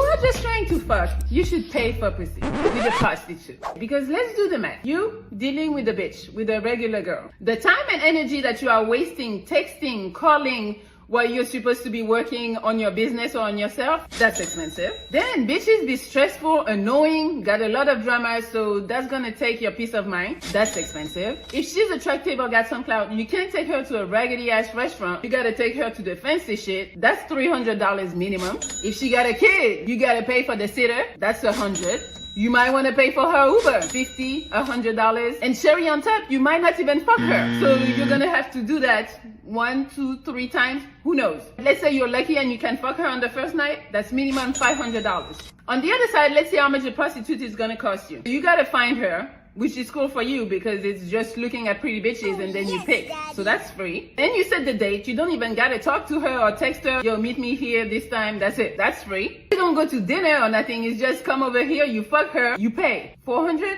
Yes. So your grand total is $400. So now you tell me, if you just want to fuck, which one makes more sense for your pockets? I understand you might not like how paying a prostitute for pussy looks like, but either way, you are fucking paying for pussy. The prostitute guarantees you the price and the pussy, and the other bitch is guaranteed headache, unknown price, and not even guaranteed pussy. I don't know why it's hard for you to choose. Oh, was as disgusting as that was, because she gives contradicting advice. Number one, none of you dudes should be taking dating advice from women at all. Okay, if you do, you just a chump, right? That's one. If you get under the comment section, mad dudes was like, "You're right, my queen." They was calling her my queen. You're so beautiful. This is facts, right? Dudes was co-signing what she was saying, and I got under the comment section, and I'm like, "Y'all niggas ain't offended?" Because I said she's talking to all of her followers, right? That's who she's talking to. She basically said, "You are some beta male, sipping ass dudes, and I know you niggas got a tricking mindset, so you might as well just go ahead and pay." Because this is what I know, right? When she does her community posts and she posts her pictures because she got them bedroom eyes and shit, yeah, she knows dudes get under there. They call her beautiful. You're so pretty. Go ahead. Oh, are you ready for the call? Yeah, let's do the call. Fuck it. Okay, all right. 404. You on live? You on the Manhood is a Skill Set show? Name, age, city. What's going on? No, man, it's Z from Atlanta, man. I want y'all to finish, man. I don't want to interrupt the game. A lot of guys do that, so I want y'all to finish y'all thoughts. All right, so go ahead, Zach. You were saying you wanted to finish. You were saying she was. What I want to say is, whenever she do her community post, now if you don't have a YouTube channel, maybe you'll know what I mean, but you don't. Whereas it's a community where you can just post a still picture and then you can put some words in your joint, right? And every time she posts it, I love getting into the comment section. Because inevitably I'm going to see just dudes by the hundreds, if not the thousands. You're so pretty. You're wifey. You're beautiful. Oh, you're such a queen. You know what I'm saying? What do I got to do to get next to you? So she already knows that the vast majority of her, number one, I don't know how many followers she got. It's in the hundreds of thousands, but most of them are males. Right. Most of them are males. When she does her pineapple show and guys are donating $100, $50 a pop, they're men. They're not women doing that. Women ain't doing that shit. So she knows that most of her followers are simping ass, tricking ass, beta male dudes. So when she made that video, I was surprised that dudes wasn't offended. Y'all should have been offended, like, and called her out. I told her on her own part, I said, "You goofy for this." But anyway, y'all got it. All right, go 404. You on live in the Manhood is a Skill Set show. Name, age, city. What's going on? Yeah, man. This Z from Atlanta, man. 29, man, and yeah, from Atlanta, man. But all right. Shit. What this whole thing is, man, is y'all say that's a topic of the show. Too many men have a tricks mentality, and it's really because they don't. A lot of men don't feel like they have any value outside of money, right? And so pretty much, and everybody's telling them, society is telling them, you're worthless, you're worth nothing. Everybody's telling you worth nothing. People that's around you are really only around you to get certain things out of you, resources out of you. Everything's around you, your job, everything around you is enforcing this belief that you ain't worth shit. You worthless. Your only job, you only worth the amount of money that you have in your pocket. So that's why it comes down to, when they dealing with a woman, I have to give money or I have to do this because that's the value. The money is the value.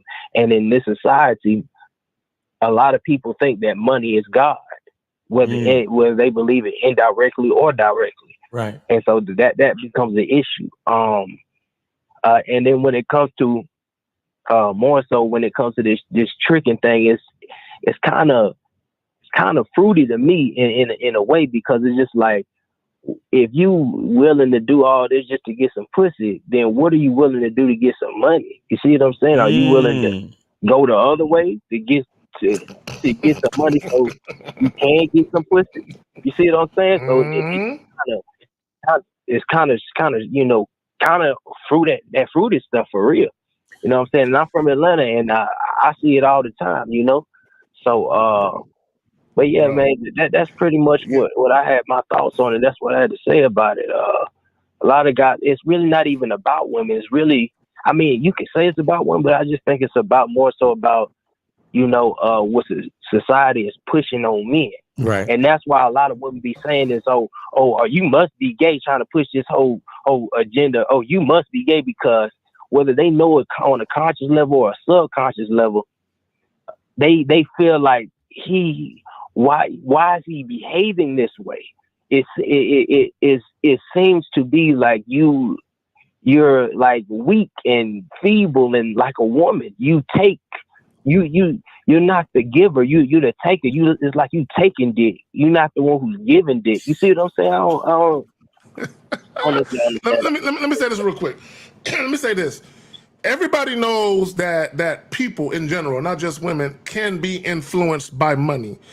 To your point, if you can sacrifice your honor, your integrity, and your dignity for pussy, all somebody got to do is name a price, and you'll take a dick and a booty.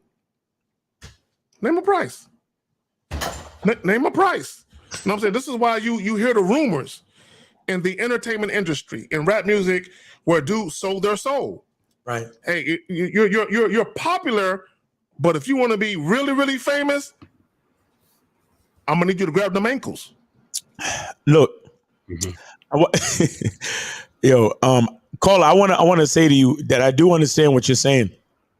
I do understand what you mean when you say when a man has a certain mindset, it's kind of like he's taking penetration, and I want to explain to you. There's a reason why, as men, we penetrate, and there's a reason why women receive us, and the reason why is because nature has designed it to where it's a man's responsibility to provide. But the reason why, there's a reason behind that, right? We penetrate to give the seed. We penetrate, like we have the sexual organ that protrudes outside of our body.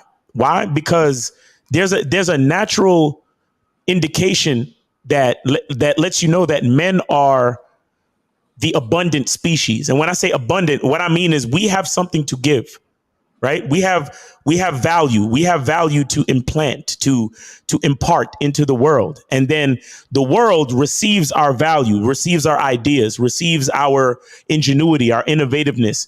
And then the world enhances that. Right. And just like the woman takes our seed and she enhances that. Now, when you have men that believe less about themselves, right, what happens is the lack in the mind of the trick. The mentality of lack, right? The mentality of scarcity. What it does is it manifests a hole, so to speak, right? Mm. It manifests an empty space, a vacuum in that man. So that's why he always feels like the woman is doing him a favor. So in that way, caller, the way that you were saying with the mentality, it's like the man is being penetrated by the woman because he has a vacuum. He has an empty space inside of him there's an empty space inside of him for the woman to fill. Do you understand? So even though he's the one with the dick, mentally and emotionally, he's the one that's getting fucked because he doesn't have the. Do you understand what I'm saying? So I do understand what you're saying when you say that, caller.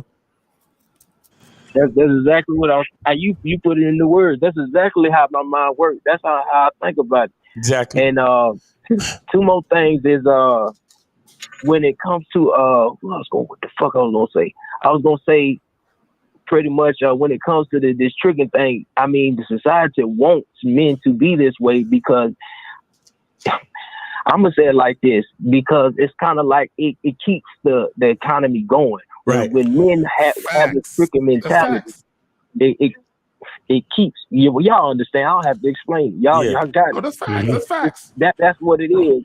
Yep. Yep. And shout out to Steve the Dean, because he talk about that all the time. Because if it wasn't for these tricks, then these flower shops wouldn't make no money. A lot of these steakhouses wouldn't make no money. Valentine's Day will cease to exist. Yeah, Valentine's Day wouldn't even work like that. Like, you know, it's like a $30 billion day Valentine's Day. It's crazy. It's ridiculous. Absolutely, it's bonkers how much money these tricks spend on Valentine's Day. Facts. So 404, you good, bro? Yeah, I was gonna say this one last thing. Okay, go ahead. Go ahead. If tricking and simping work, that's why I just don't understand. Once I realized this, if this tricking and simping works, okay, are you actually getting what you really want from this tricking and simping? Right. If you really not getting what you want, and most guys, 99% of guys. I'm sorry. Wait, hold on. 404, hold on. 973, put your phone on mute and we'll get to you. 267, we'll get to you next. Y'all hold tight. Keep your phone on mute till we get to you guys. All right, sorry. 404, finish up. Go ahead. Yeah, I was just saying pretty much 100. I ain't going to say 99. 100% of guys are not getting what they want from tricking and simping. Exactly. You can't be. If you're a man, you really cannot be. Exactly. So it's just like, why even do it? It don't even make sense. Exactly. Out of your whole life experience, you ain't even getting what you want. Right. So that's all I had to say, man. But I salute y'all, man. Right. You know, I like when y'all do y'all thing, man. You know what I'm saying?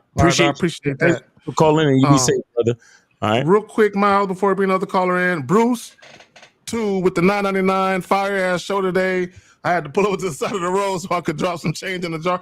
Appreciate you. Yeah, stay safe out there while you traveling, fam. All right, let's get it. Hey, you see that? No excuses. No excuses. See, guys recognize the value, and he pulled over on the side of the road so he could donate. You understand? No excuses. So all y'all cats making excuses as to why you can't donate, I don't even want to hear it. But we got 267. You are on live with the Manhood is a Skill Set show. Name, age, city. What's on your mind? 267. Go ahead. Yeah, what's going on? Can y'all hear me? Yeah, we got you, bro. Go ahead. Yeah, what's up? What's up? It's Dave G on the line, 35, Philadelphia. Oh, Dave G, what's going on with you, baby? What's up, man? All right. So I kind of wanted to touch on, what you guys are talking about as far as men having the tricks mentality, and I want to go back to something that I talked about with you guys before when I called in the last time, right, in regards to influence. So from what I gather from just the whole trick mentality, the trick mentality is really something that's influenced upon the man. In my opinion, it's influenced upon the man from society. It's kind of like the thing of like if you grew up in the hood, you know what I'm saying? In order to be cool or in order to be noticed, you gotta, act a certain way or dress a certain way or do. So you're following along with society standards. Right. So this whole tricking thing, a lot of times, a lot of it could be from the man being influenced by society or even being influenced by the woman. Either way, he's displaying this.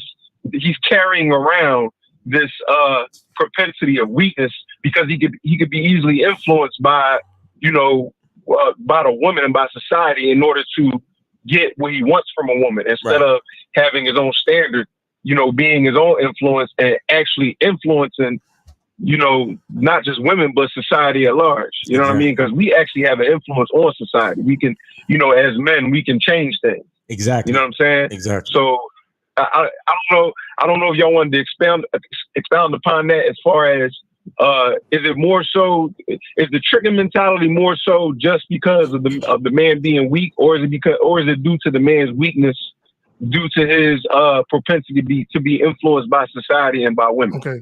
Let me jump off with it first.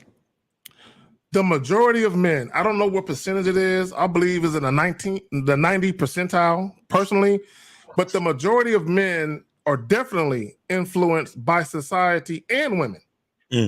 They most definitely are, because the reality of it is most guys, whether they're dating, in relationships, or married, they are dealing with women on the woman's terms. The average guy is not dealing with women strictly on their terms. Because when you're the type of guy, when you deal with women strictly on your terms, there's going to be a portion of women that aren't available to you.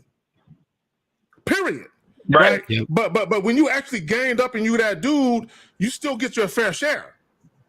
But it's just going to be a lot of women. And shout out to Miles. I remember Miles, and he might have said this more than once, but there was one particular time where he was dealing, my camera's fucking up. Anyway, he was dealing with this one chick. He took her out on a date, and he expressed his desire to see her again. and he let her know, when we see each other again, you're gonna get this dick though. I'm just letting you know. And she was like, oh, so I'm not the type of chick where every time we see each other, I want to have sex. I don't know if you remember that, Miles. I remember. Yeah. And when a woman says, oh, I'm not opposed to having sex, but every time we see each other, it ain't gonna be sex. That's a woman trying to control sex. Facts. Right? You gotta get rid of her. ASAP. Not now, but right now, nigga, post haste. You're done, right?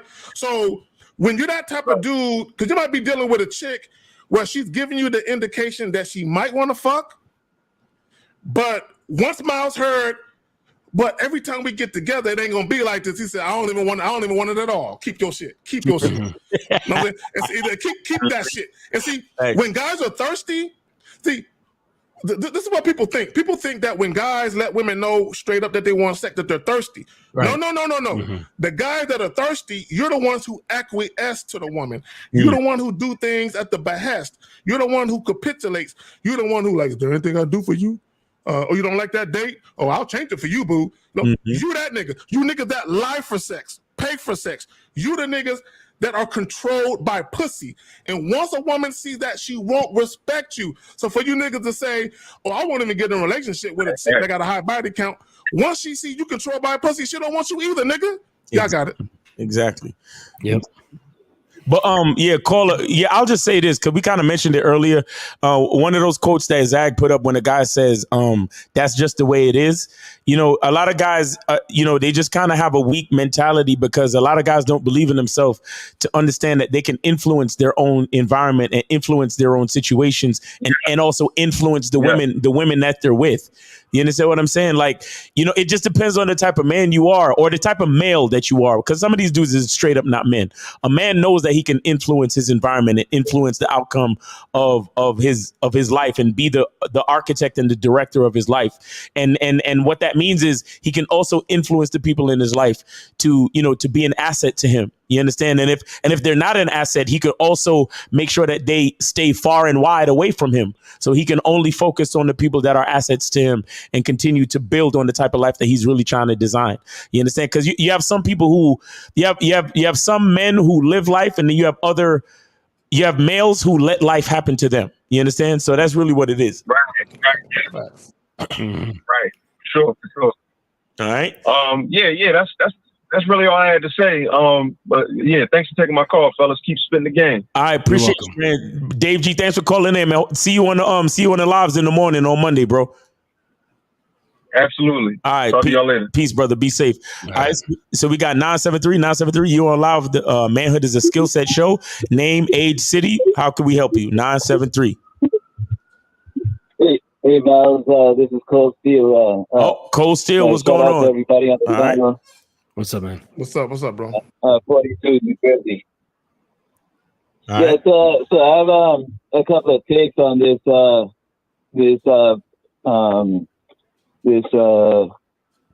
Mandata whore complex and also like this the body count issue, things like that. So I think that the guys who worry about the body count, they're playing right into women's hands because like a lot of them, when they get into a serious relationship, they want to hold back sex to control their man with sex. Right. To like control them like a puppet.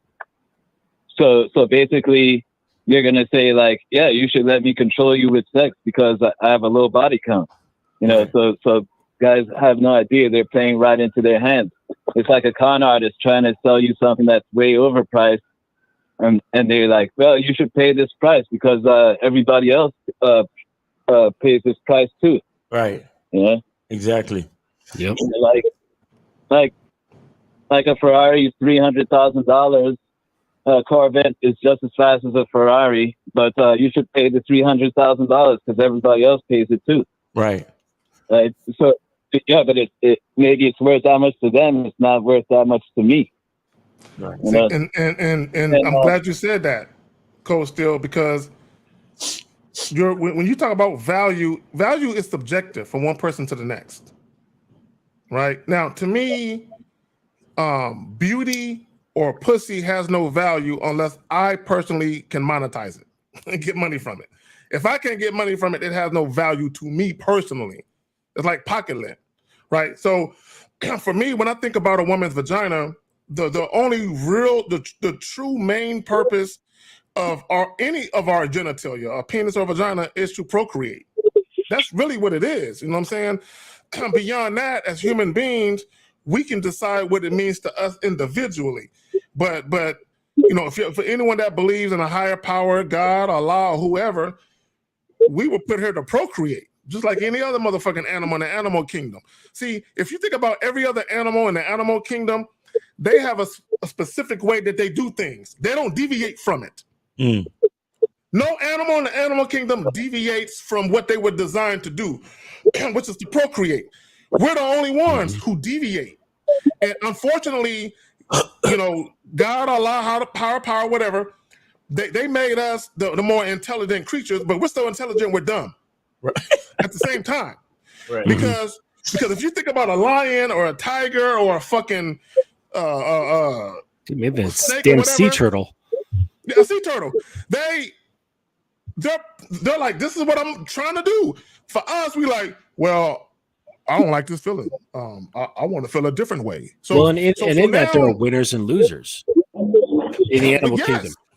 Some animals just don't procreate, and their genes just disappear. But the overall structure of that means that it gets stronger. Right. But you got guys out here like, well, what about me? I want to procreate. It's like, well, just because you have feelings and you want to doesn't mean that you're actually going to be chosen for it. Right? Genes might just not be suitable for procreation. And there's a lot of guys who just aren't going to have children. And that's just the fact of the matter. That's just how it is. That's life. Yep. Even if they got a girl, because you got some dudes, their body just not built for it. They sperm don't work, shit like that. Or sometimes it don't work with a woman. Whatever woman they get with, it don't work for whatever reason. Things like that happen. I had a friend like that where they kept trying for years, right, and just kept going to spend thousands and thousands of dollars trying to get things to work, and they ended up adopting. Man, all right. So Cole, still, we'll give it the last word before I get to the next call. Go ahead. Yeah, that's true. But I think the reason why humans operate different from animals is that there are other reasons for sex besides procreation. Is to keep that partner away from your competition, others of the same sex. So every time I bang a woman, that's an opportunity cost for her to bang my competition.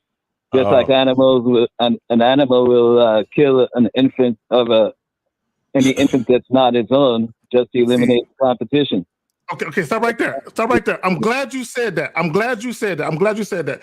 Let's stop it right there. So when you have a pride of lions, gorillas, or whatever the fuck, they're killing the competition simply because they want to be the dominant male, the alpha male in the troop, or whatever the fuck they want to call it, to say, I'm going to procreate with these motherfuckers and I'm going to run shit. They're not doing it based off of emotions, right? They're doing it based off just the natural biology of that particular mammal, creature, whatever. Human beings, motherfuckers is doing it based off feelings. No, don't do that. No, you're hurting my heart. You're hurting my feelings if you fuck my girl. All of that shit is just jealousy, insecurity. So I guarantee you them animals, they're not thinking of it like that. They're not thinking of it as, hey, bitch, you fucked another lion? Fuck that nigga. You cheated on me. They're not, it's not emotional for them. It's only emotional for us. Yeah. You know what I'm saying? But go ahead. Yeah, they don't operate from weakness like humans do. Right. You know, animals, the strong survive. They'd have been long died out if they had a weak mentality. But yeah, that was my point. Is that this body count and looking for a pure, wholesome woman that plays right into their hands. They want you to pay an overinflated price because supposedly other guys pay the overinflated price. It's basically what it is. All right. Cole, still appreciate you, bro. Thanks for calling in, man. Be safe. All right. Thanks. We got 916. You're on live with the Manhood is a Skill Set show. Name, age, city. How can we help you? 916. Go ahead. Hey, this is Jay Roman calling back. Oh man. shit, Jay Roman. And, What's going on with you? I had to give a Zach. The title of this show has been so fitting for the callers, and especially that anonymous one, is because if he does where his standard changes, then he is actually tricking for the one that he perceives is the most innocent one, or the one that he thinks in his head doesn't have that high body count. Right. And so he's creating his own tricking mentality because he's willing to do more for her than he is to do for anybody else. And a lot of the guys, when they feel like this is a better, doesn't have a high body count, they're doing that tricking even more because they value that even more. Exactly. So they're creating their own tricking. Hello? Yeah, hello? Jay Roman, you there? Yeah, they're creating their own tricking. Go ahead. Oh, yeah, they're creating their own tricking mentality because they're willing to do way more for what they deem to be just innocent one. Right. With the low body count. And I just wanted to call it, the caller, and I was looking at the title and I was like, Zach, you had it right on point. Because just imagine what this guy body count and everything. Right. Yes, sir. Yeah, man. Your phone is cutting in and out a little bit though, Jay Roman. All right. Well, I'm on the move, man. I'm doing some things, shaking the move, and just listening to the show. So great show, fellas, and I'll get off. All right, Jay. All right, appreciate you, brother. Thanks for calling in, man. Be safe out there. We'll see you on the next one. Yeah, no doubt, no doubt. All right, man. Peace. How are we on calls, Miles? We good on calls now. Go ahead. Okay, good. I got one more shit I want to show. I got it today, nigga. I'm on it today. Hold on, real quick. That's what's where this nigga at right here. All right. Okay, hold on. Let me take this down. Let me take this down. Let me take this down. No, not that. I'm bugging. Give me a second. Where the shit at? I'm bugging. All right, I'm trying to take it down so y'all can, y'all can read it. Fuck it. So he says, if I'm sticking my eggplant in you, I don't mind getting your hair done and helping you with bills or rent. That's not tricking. Yes, the fuck it is. Okay. If you can fuck her, you can help that lady out too. 100. Y'all niggas just be lame and broke. That's what he said. Y'all can't see it. Okay. He said broke. Okay. And I actually want to keep Justin's and Miles' Cash App up there because I want y'all to bless them too. Y'all been blessing me, bless them too, because I'm not the only one on the motherfucking show. You know what I'm saying? So, all right. So anyway, so I'm gonna keep that there. Now, let me just say this. There is nothing wrong with doting or spoiling your woman. Assume that she's worthy of it and she's earned it. Right. Nothing wrong with it. I will never question a man who does things for his woman. If you want to take her on dinner and spend $1,000, that's your woman, dog. Do you. If you got her like that, do you. But what he's talking about is a random chick. Right. That he just casually fucking. Right. See, this is how you know dudes have no sense of self-worth or self-value. And this is how, Miles, they don't know that dick is a gift. Oh, shit. Dick is a gift. Facts. Shout out to Boss Mac, who will be at the Vegas seminar. If y'all better get your tickets to Vegas, man. Dick is a gift. The man that coined that phrase will be giving a keynote speech. Boss Mac Topsoil, one of the speakers at the Game King seminar, Definition of a Man seminar in Vegas, September 3rd. Make sure y'all get your tickets. There we go. So when he talk about, if I'm fucking her, the least I can do is take care of her bills. First of all, why are you dealing with a woman who has poor money management skills? Right. Exactly. Why are you even dealing with her? Look, I'm the type of dude, for any woman listening, I'm very single. And if you fuck with me on the strength, I'm pulling credit reports. I'm going to look at your fucking debt to income ratio. I'm going to look at your credit score. If your credit worthiness is booty, I ain't fucking with you on a serious tip. You'll be a fuck buddy. I'll keep you there. Right. I ain't fucking with no broke chicks, and I ain't fucking with no chick that got poor money management skills. I ain't fucking with you. Now, my thing is this. When he's talking about paying for hair and nails, that's girlfriend treatment. Facts. Not I'm just fucking her treatment. Y'all got it. Rent? Come on, son. Yeah. Let me tell you something. And I know we're familiar with this, but yo, you know how much therapy dick gives to a woman? You know how much comfort she get from dick? You know how much pleasure a woman gets from and this is the part, like, it's little things like this that let me know, again, I'm different from most dudes. Now, am I saying that I don't enjoy sex? I'm not saying that. Am I saying that, I don't get horny and want to fuck pussy? I'm not saying that. But what I'm saying is, when I do what I do, I'm enjoying myself. But the woman, it's like she's getting a massage, she's getting a spa day, she's getting dick is a gift. She's getting so much fucking value in the moment. Mm-hmm. And a lot of guys don't really understand what they're doing. You understand? A lot of guys don't understand this fact. They really think that the woman is giving them something. Like I was saying before, there's a reason why the penis protrudes outside of our body and goes into them. We are giving them something. Mm-hmm. We are putting something inside. We're the givers, they're the receivers. Exactly. They have a literal hole in them that we are filling. Like what adequately, if I do. Exactly. What more metaphor do you fucking need for me to explain to you the value that we provide to women? And then on top of that, beyond the recreational part of sex, we actually provide the fluid of life that for procreation and the next generation. Like, what more needs to be said? You get what I'm saying? Like, I don't understand why dudes don't understand how, like, of course, it's been designed for us to get horny, to want to fuck pussy. But when you break it all the way down, it's men who are giving. We are giving to women. We are filling the void. We're providing them ecstasy and pleasure and fucking, like, come on, it's so much that we're doing during sex. Well, not all of us. That's why they got to pay, because they can't provide those type of things. I guess. Go ahead, Phil. Well, this is what happens, like, again, I keep coming back to this.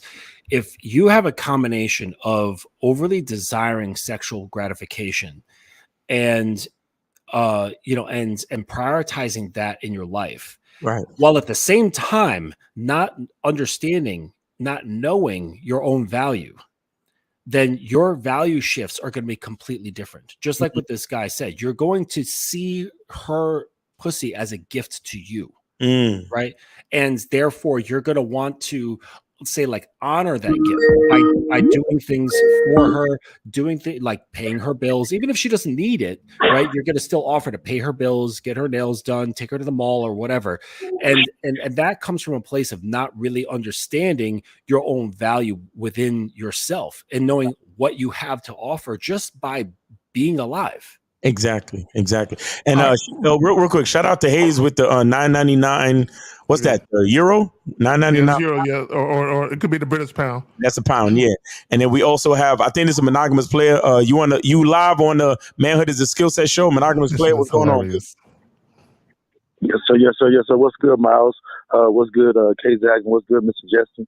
Hey, guys, real quick, I just want to chime in, and I just want to respond to Mr. Anonymous or whatever.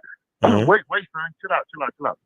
Yes, I want to respond to Mr. Anonymous or whatever. And here's the one caveat that a lot of guys, a lot of modern males struggle with. They struggle with understanding that the good girl and the hoe is the same woman.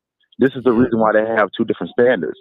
So you're willing to mistreat a normal woman, right, that naturally gave you sex, right, because she's feeling you, but because she gave it too fast, even though you put sex on the pedestal, even though she gave it too fast, you want to mistreat her, but then you want to put a woman on the pedestal, right, that's just some Instagram hoe that's really the hoe. You see what I'm saying? So these guys are backwards, and as what y'all said, like, they don't even have standards. They're willing to treat the wrong person right and the right person wrong.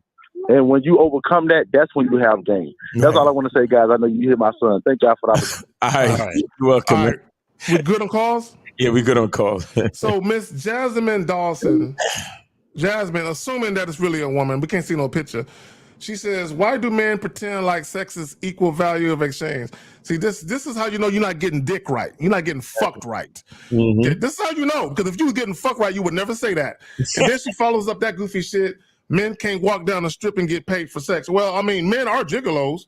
Men most definitely do get paid for sex. You know what I'm saying? Do they get paid at the same rate that women do? Of course not. Of course not. Can I say this? Can I say this? See, go ahead. You got it. She don't even realize how she fucked herself. Get her. Don't even realize how she fucked herself. And hold on 1 second. 372. Hold on for 1 second. I got to make this point. Jasmine Dawson doesn't even realize how badly she fucked herself. Because check this out. Men cannot walk down a fucking dirty fucking street and walk up to somebody's car and offer dick. You know why? Because a man, gigolos are referred. Speak on it. Gigolos are referred because the price that a bitch has to pay for good dick and male companionship is a high premium. Okay? Because they're very rare. It doesn't work the same fucking way. No. And she don't even see. This is how you know that so many people don't even understand what the fuck they saying when they say it. Because yes, a woman could walk down a fucking dirty street, walk up to a man's car window, and the nigga says, "Well, how much for some head? How much for some pussy?" And then you drive around to the alley. You get the sloppy toppy, $20. Get the fuck out of my car, because you ain't worth shit.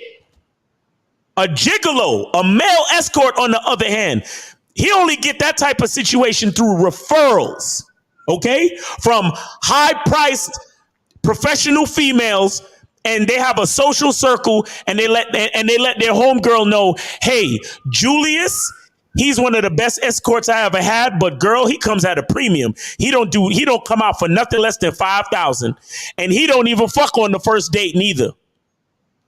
He only fuck if he finds you attractive, and you still got to pay that $5,000 up front. Ask Steve the Dean used to be a gigolo. Ask Steve the Dean. You understand? Men don't walk the fucking street soliciting dick, because dick is a gift. Dick is way more expensive than that, Jasmine Dawson. You don't even know what you're saying. Okay. And I'm gonna say this, and this is a fact. When you talk about sex tourism, women also participate in sex tourism. And to your point, Miles, they pay men way more money than guys who participate in sexual tourism pay women. Facts. It's a difference. Like a lot of you shiny hoes, I know bitches that fuck for Happy Meals. You bitches are fucking for some fries, a burger, and a shake. If you fucking with a real nigga, can you play that thing, Dick is a gift, one more time, please? Dick is a gift. A nigga is getting enough money to invest with. Exactly. Yo, when these chicks go to like Jamaica, any one of these countries, yo, they pay for these niggas green cards and all that shit. It ain't just a quick transaction for some dick.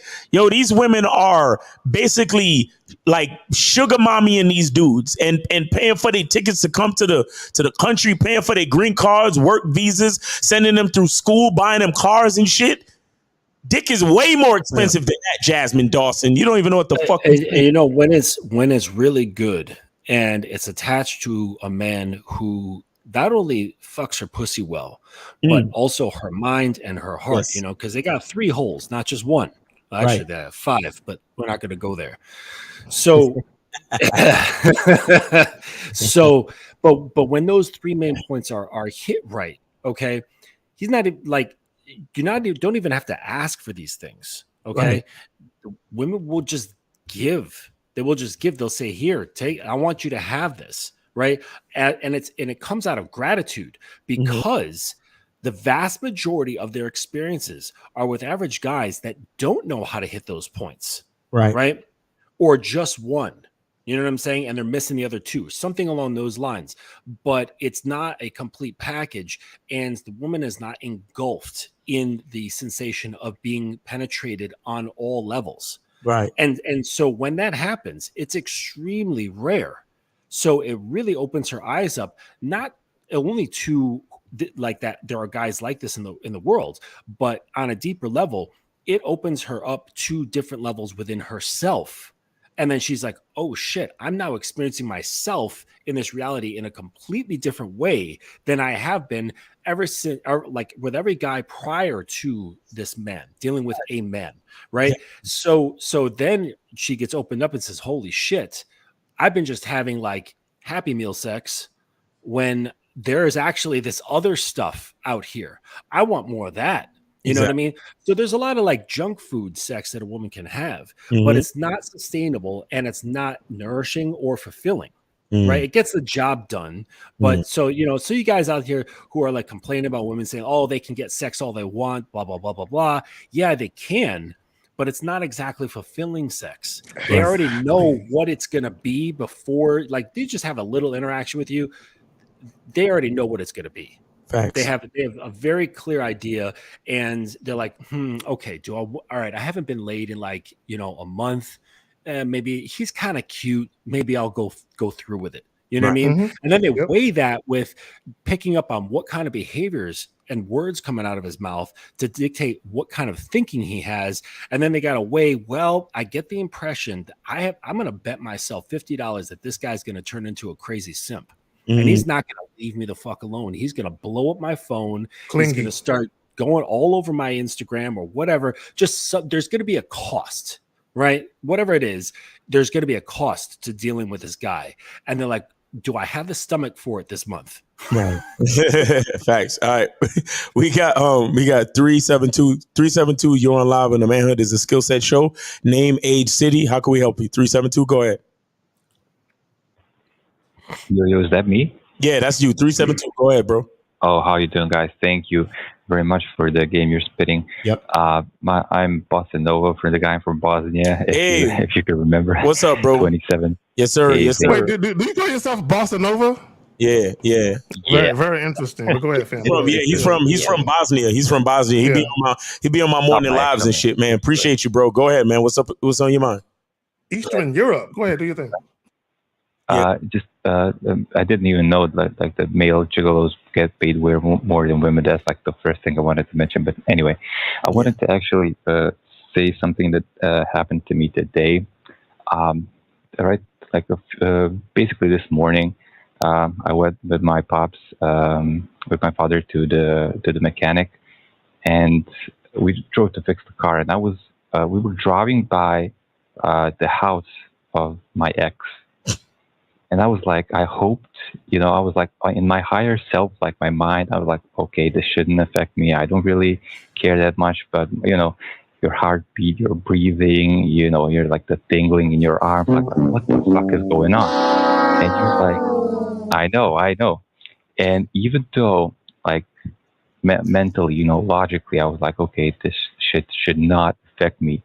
Physically, it did. So I just wanted to say, like, how do you fight against that? Like, how do you not get affected by that as much? You guys got anything for this guy? Wait, what was the clear question? What's the clear question again? Without the story and the mechanic and all that? Affected by that, because like, what's that? Define that. I'm sorry. Level, affected by what? When you say no, let me call her. Hold on. When you say affected by that, please explain what you mean by that. It's fucking nothing. Basically, we were driving by. I was in the car. No, without a story. Without the story, sir. Without the story. What is that? Yeah. Without the story.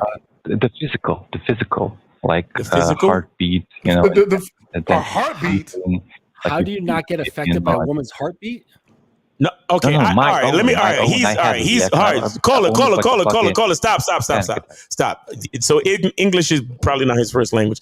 I think what he's saying is that when he drove past his ex's house, he started to feel anxiety, breathing, heartbeat, all this type of thing. So he's saying, what can he do to like prevent that from happening? Like, what can he do to prevent that feeling and that rush, the rush of emotion and all that other shit from happening? Am I correct, caller? Exactly. Okay, yeah. You can't be serious. I'm sorry. Stop. Like, you really, bitch dependency is no laughing matter. Yeah, you've got emotional dependency upon your situation. So what that is, you're having a bodily reaction to anxiety. I was actually just talking to my son about this, about how interesting it is like we were talking about canker sores, right? Because he's got a canker sore on his lip. And I was explaining to him how a large cause of this is stress, right? And how you can have stress in your life and your body. It's just really interesting how your body can create these physical reactions based upon certain emotional and mental inputs. And so we had a little conversation about that just to show how interesting and vast that can be. And so what happens here is you're having a physiological response based upon your emotional reactions to thoughts, perceptions, and attachments that you have to a certain someone. Okay. So you have to reverse engineer these things. So first you have to understand that it's happening, right? Then you have to understand that there is actually a way to get out of it. Then you have to figure out how to get out of it, which is dismantling your attachments, and then actually do it. That, right? It's a 4-step process. So, but that understanding has to come from a place of being like, why am I feeling this way? Okay. Which will lead to a difficult conversation with yourself about neediness. Well, why are you needy? Right? That's going to lead to another difficult conversation about yourself. And there's going to be a lot of whys. And if you answer the whys honestly, you're going to get to truth. It's going to be a painful truth, but it's going to be a truth nonetheless. And it's going to lead you to a path of freedom. Okay. Because when we examine our shadows, that's where the truth is. Right? Like what Miles and Lucario always say, the truth is inside you. That's exactly what's happening. So you need to examine, but the truth is often hidden in darkness, right? It's where we keep our pain, we keep our fear, we keep our anxieties, our worries, our beliefs. Okay. And all of these things need to be examined. Exactly. And that's when you get through these things. But if you don't, you're going to continue the same pattern over and over and over. I promise you, you're going to continue having these emotional reactions, wondering why, and thinking that there's a quick fix to getting out of your situation because you simply want the pain to stop. I understand that you want the pain to stop. Nobody likes pain. Okay. That's a very human condition. Go away from pain, go towards pleasure. But here's the thing. In order to do it effectively, so it doesn't continue to happen, it's going to require a lot of work, and it's not going to be fun. Exactly. I have one question for the caller. How long ago was she your ex? We broke up like in May of this year. Actually, my bad. Wait. Hold on, real quick. When did you break up? Please, caller. March of this year. All right, go ahead, Zach. All right, my bad. Maybe I have the wrong caller. Are you the guy that was dealing with a woman that you never had sex with? No, I don't think so. All right, somebody else. All right, go ahead. You got it. You know he had sex. That's why his heart flutters every time you pass her house. Okay, and how long were you with this girl? Almost like a week shy of a year, like almost a year. Oh, motherfucker, please, bro. I've had situations that ended after 5 years. I didn't give 2 fucks. Okay, and let me ask you another question. Who ended the relationship? You or her? She ended the relationship. Why? Yeah. Why did she end it? And be honest. Be honest. Why did she say I'm done with you? What happened? Because it was just a big things like where I stood on my ground when I said, okay, if we're going to be together, live together, have kids, move in and stuff like that, I need certain things from you. I need to be on the same page with certain things. Like what? Like what? Like what? Big things, like in my opinion, like number of kids and other stuff I don't want to get into, but it was okay. So hold on real quick. I got you. So basically, you had a certain way you wanted to move forward. You wanted a certain number of kids and all that, and she didn't want the same thing. Am I correct? Exactly. And then she didn't want to budge. And okay, so you know what that means? That means you guys were not compatible. Right. Look. So Carl, this is what I want you to understand. I want everyone to understand.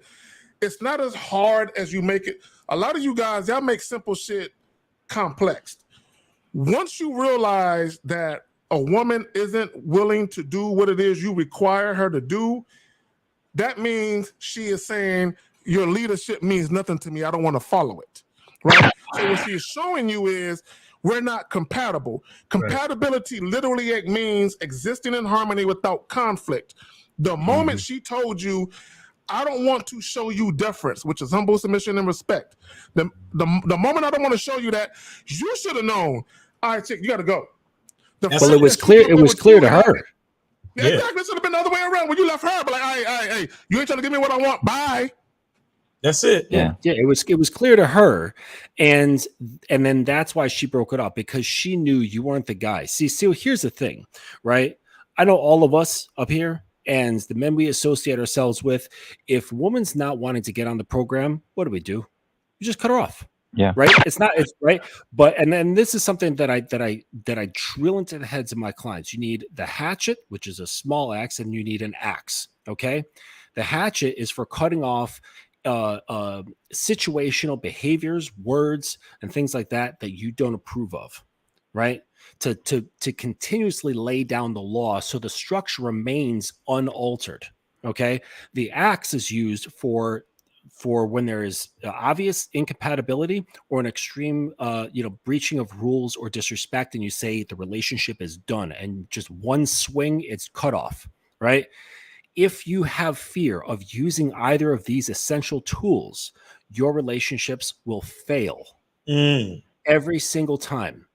You must always keep tucked in your belt a hatchet and an axe at all times, every single moment of your relationship, even while you're sleeping, even while you're fucking, even while you're eating breakfast together. You keep them sharp at all times, ready to use at the drop of a freaking eyelash. Okay. Facts.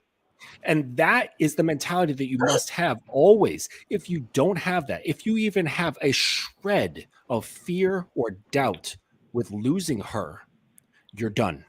Yep. Exactly. Because it's like that analogy that Steve uses sometimes, where you get like a jug of water and you put one drop of cyanide in it, it contaminates the entire jug of water. Exactly. And that's what fear of losing a woman does.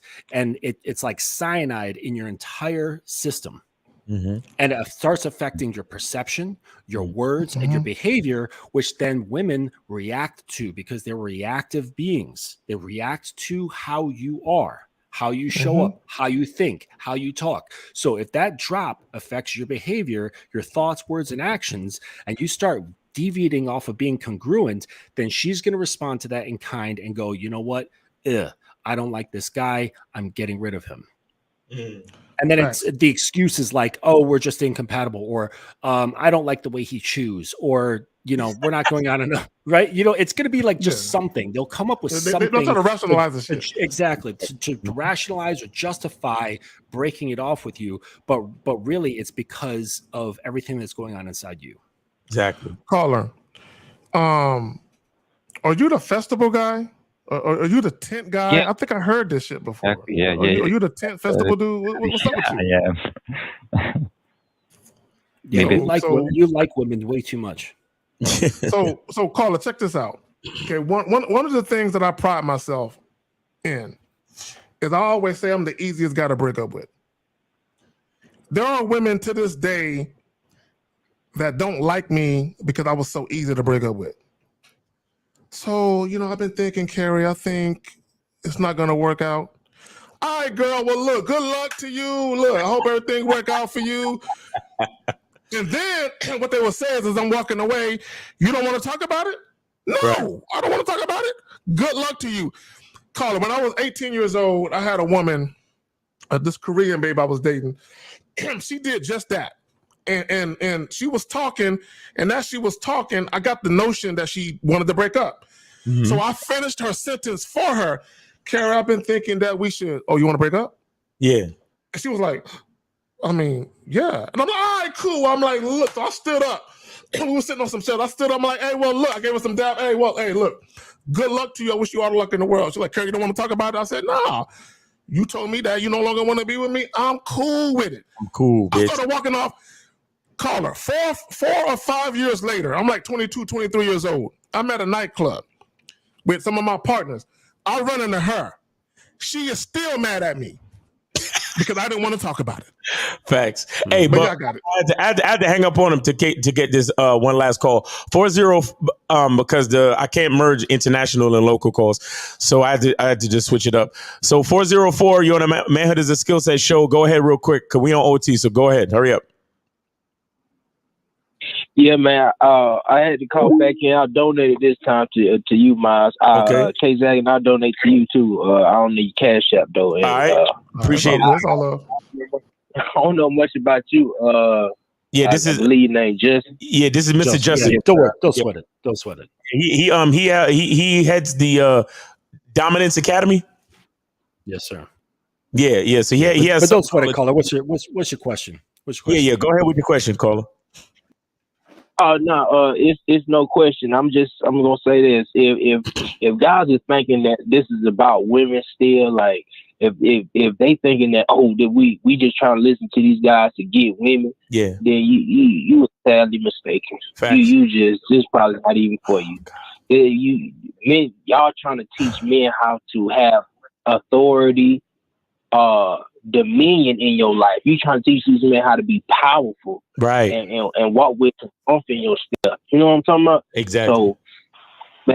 So that's what it's about. It's an old school song. I don't know if y'all listen to DJ Quick. Well, y'all probably know DJ Quick because y'all. Back in the day.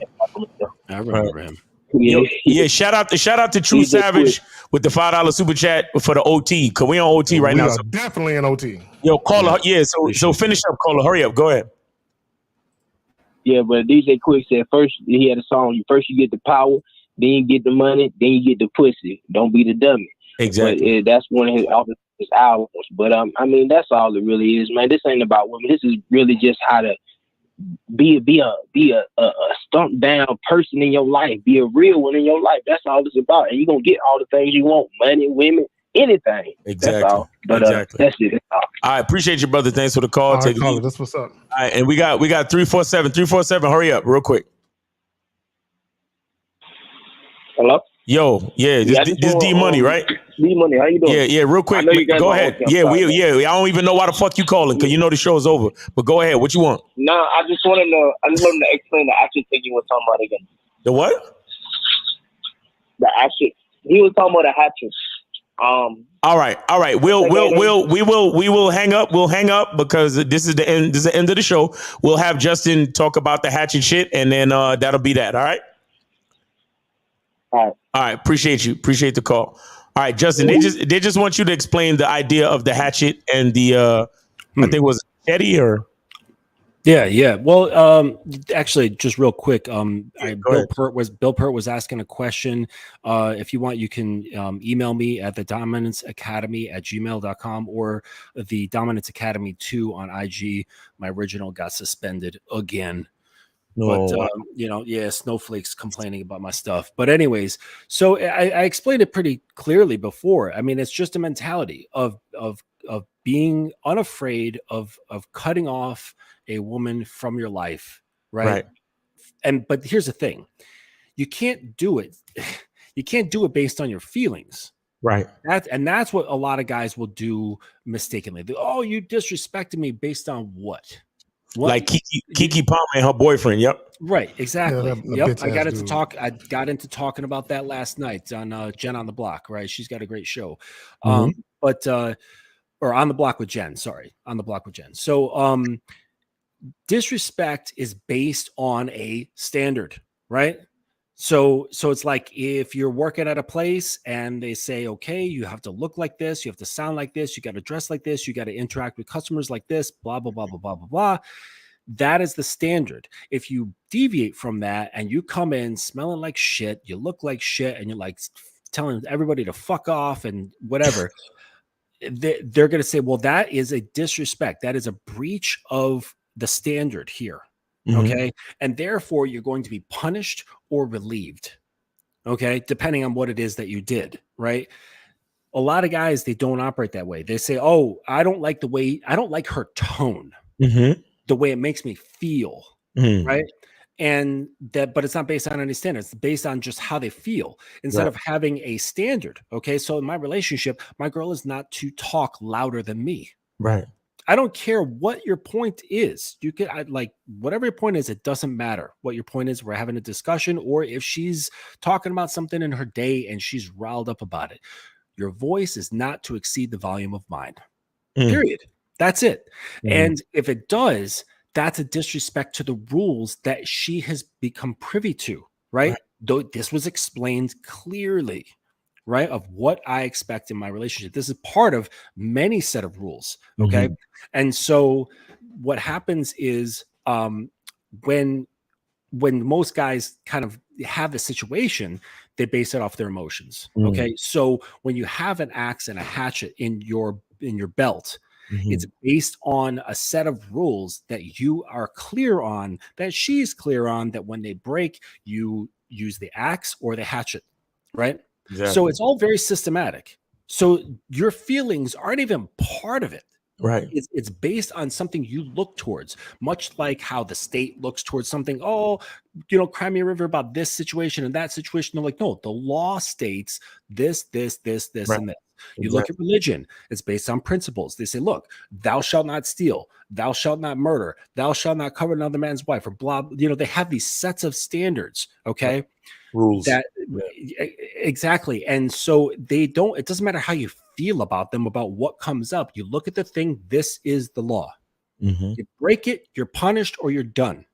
And that's the mentality. But if you put forth your standards, your rules, and your principles, and that is the basis for your life and your relationships, and coupled with having no fear of cutting a woman out of your life or checking her behavior whenever necessary, you're gonna have a fantastic relationship. Absolutely fantastic. Real shit. Great a great explanation, man. Yeah, guys, like I said, we're on OT, and I'll add to that and say I just have something that I call lead her or leave her. Real quick, Miles, do you mind with the 199 for OT? All right, you got it. Yeah. It's really that simple, guys. Lead her or leave her. If you find out that she's a woman that you can't lead, you have to leave her. That's pretty much it. Because guys live in black and white. Everything else is a gray area. Women live in a gray area, and weak men live in a gray area. Real men live in black and white. It's one or the other, and that's that. So, guys, remember to get your tickets for Vegas. Get your soap. I got you. You know what I'm saying? Get the soap. Y'all see the soap. I got to re-up. And that's pretty much it. Thank you, Justin, for being able to stay for the whole show. Because I know sometimes you be having to bounce, but we did the whole show, guys. Yeah, there go the link. Appreciate that. Go get your tickets for Vegas and everything, man. Shout out to Jay Roman for calling in. He couldn't make it on the show today. Shout out to Mr. Lucari for calling in. Shout out to Lord Jefferson for the $13.99 Cash App. And yeah, man, appreciate the chat. Appreciate the panel. God willing, we'll be here next Saturday to do it all over again. Sure. Hey, for those of you who ask questions, go to the Real Game No Theory joint tomorrow. Ask the same questions, copy and paste your shit. We can't get to it. It's 3:00. We've been here far too long. You know what I'm saying? And y'all ain't cash apping Miles and Justin enough of them to stay. You know what I'm saying? So on that note, we out this motherfucker. Like the video.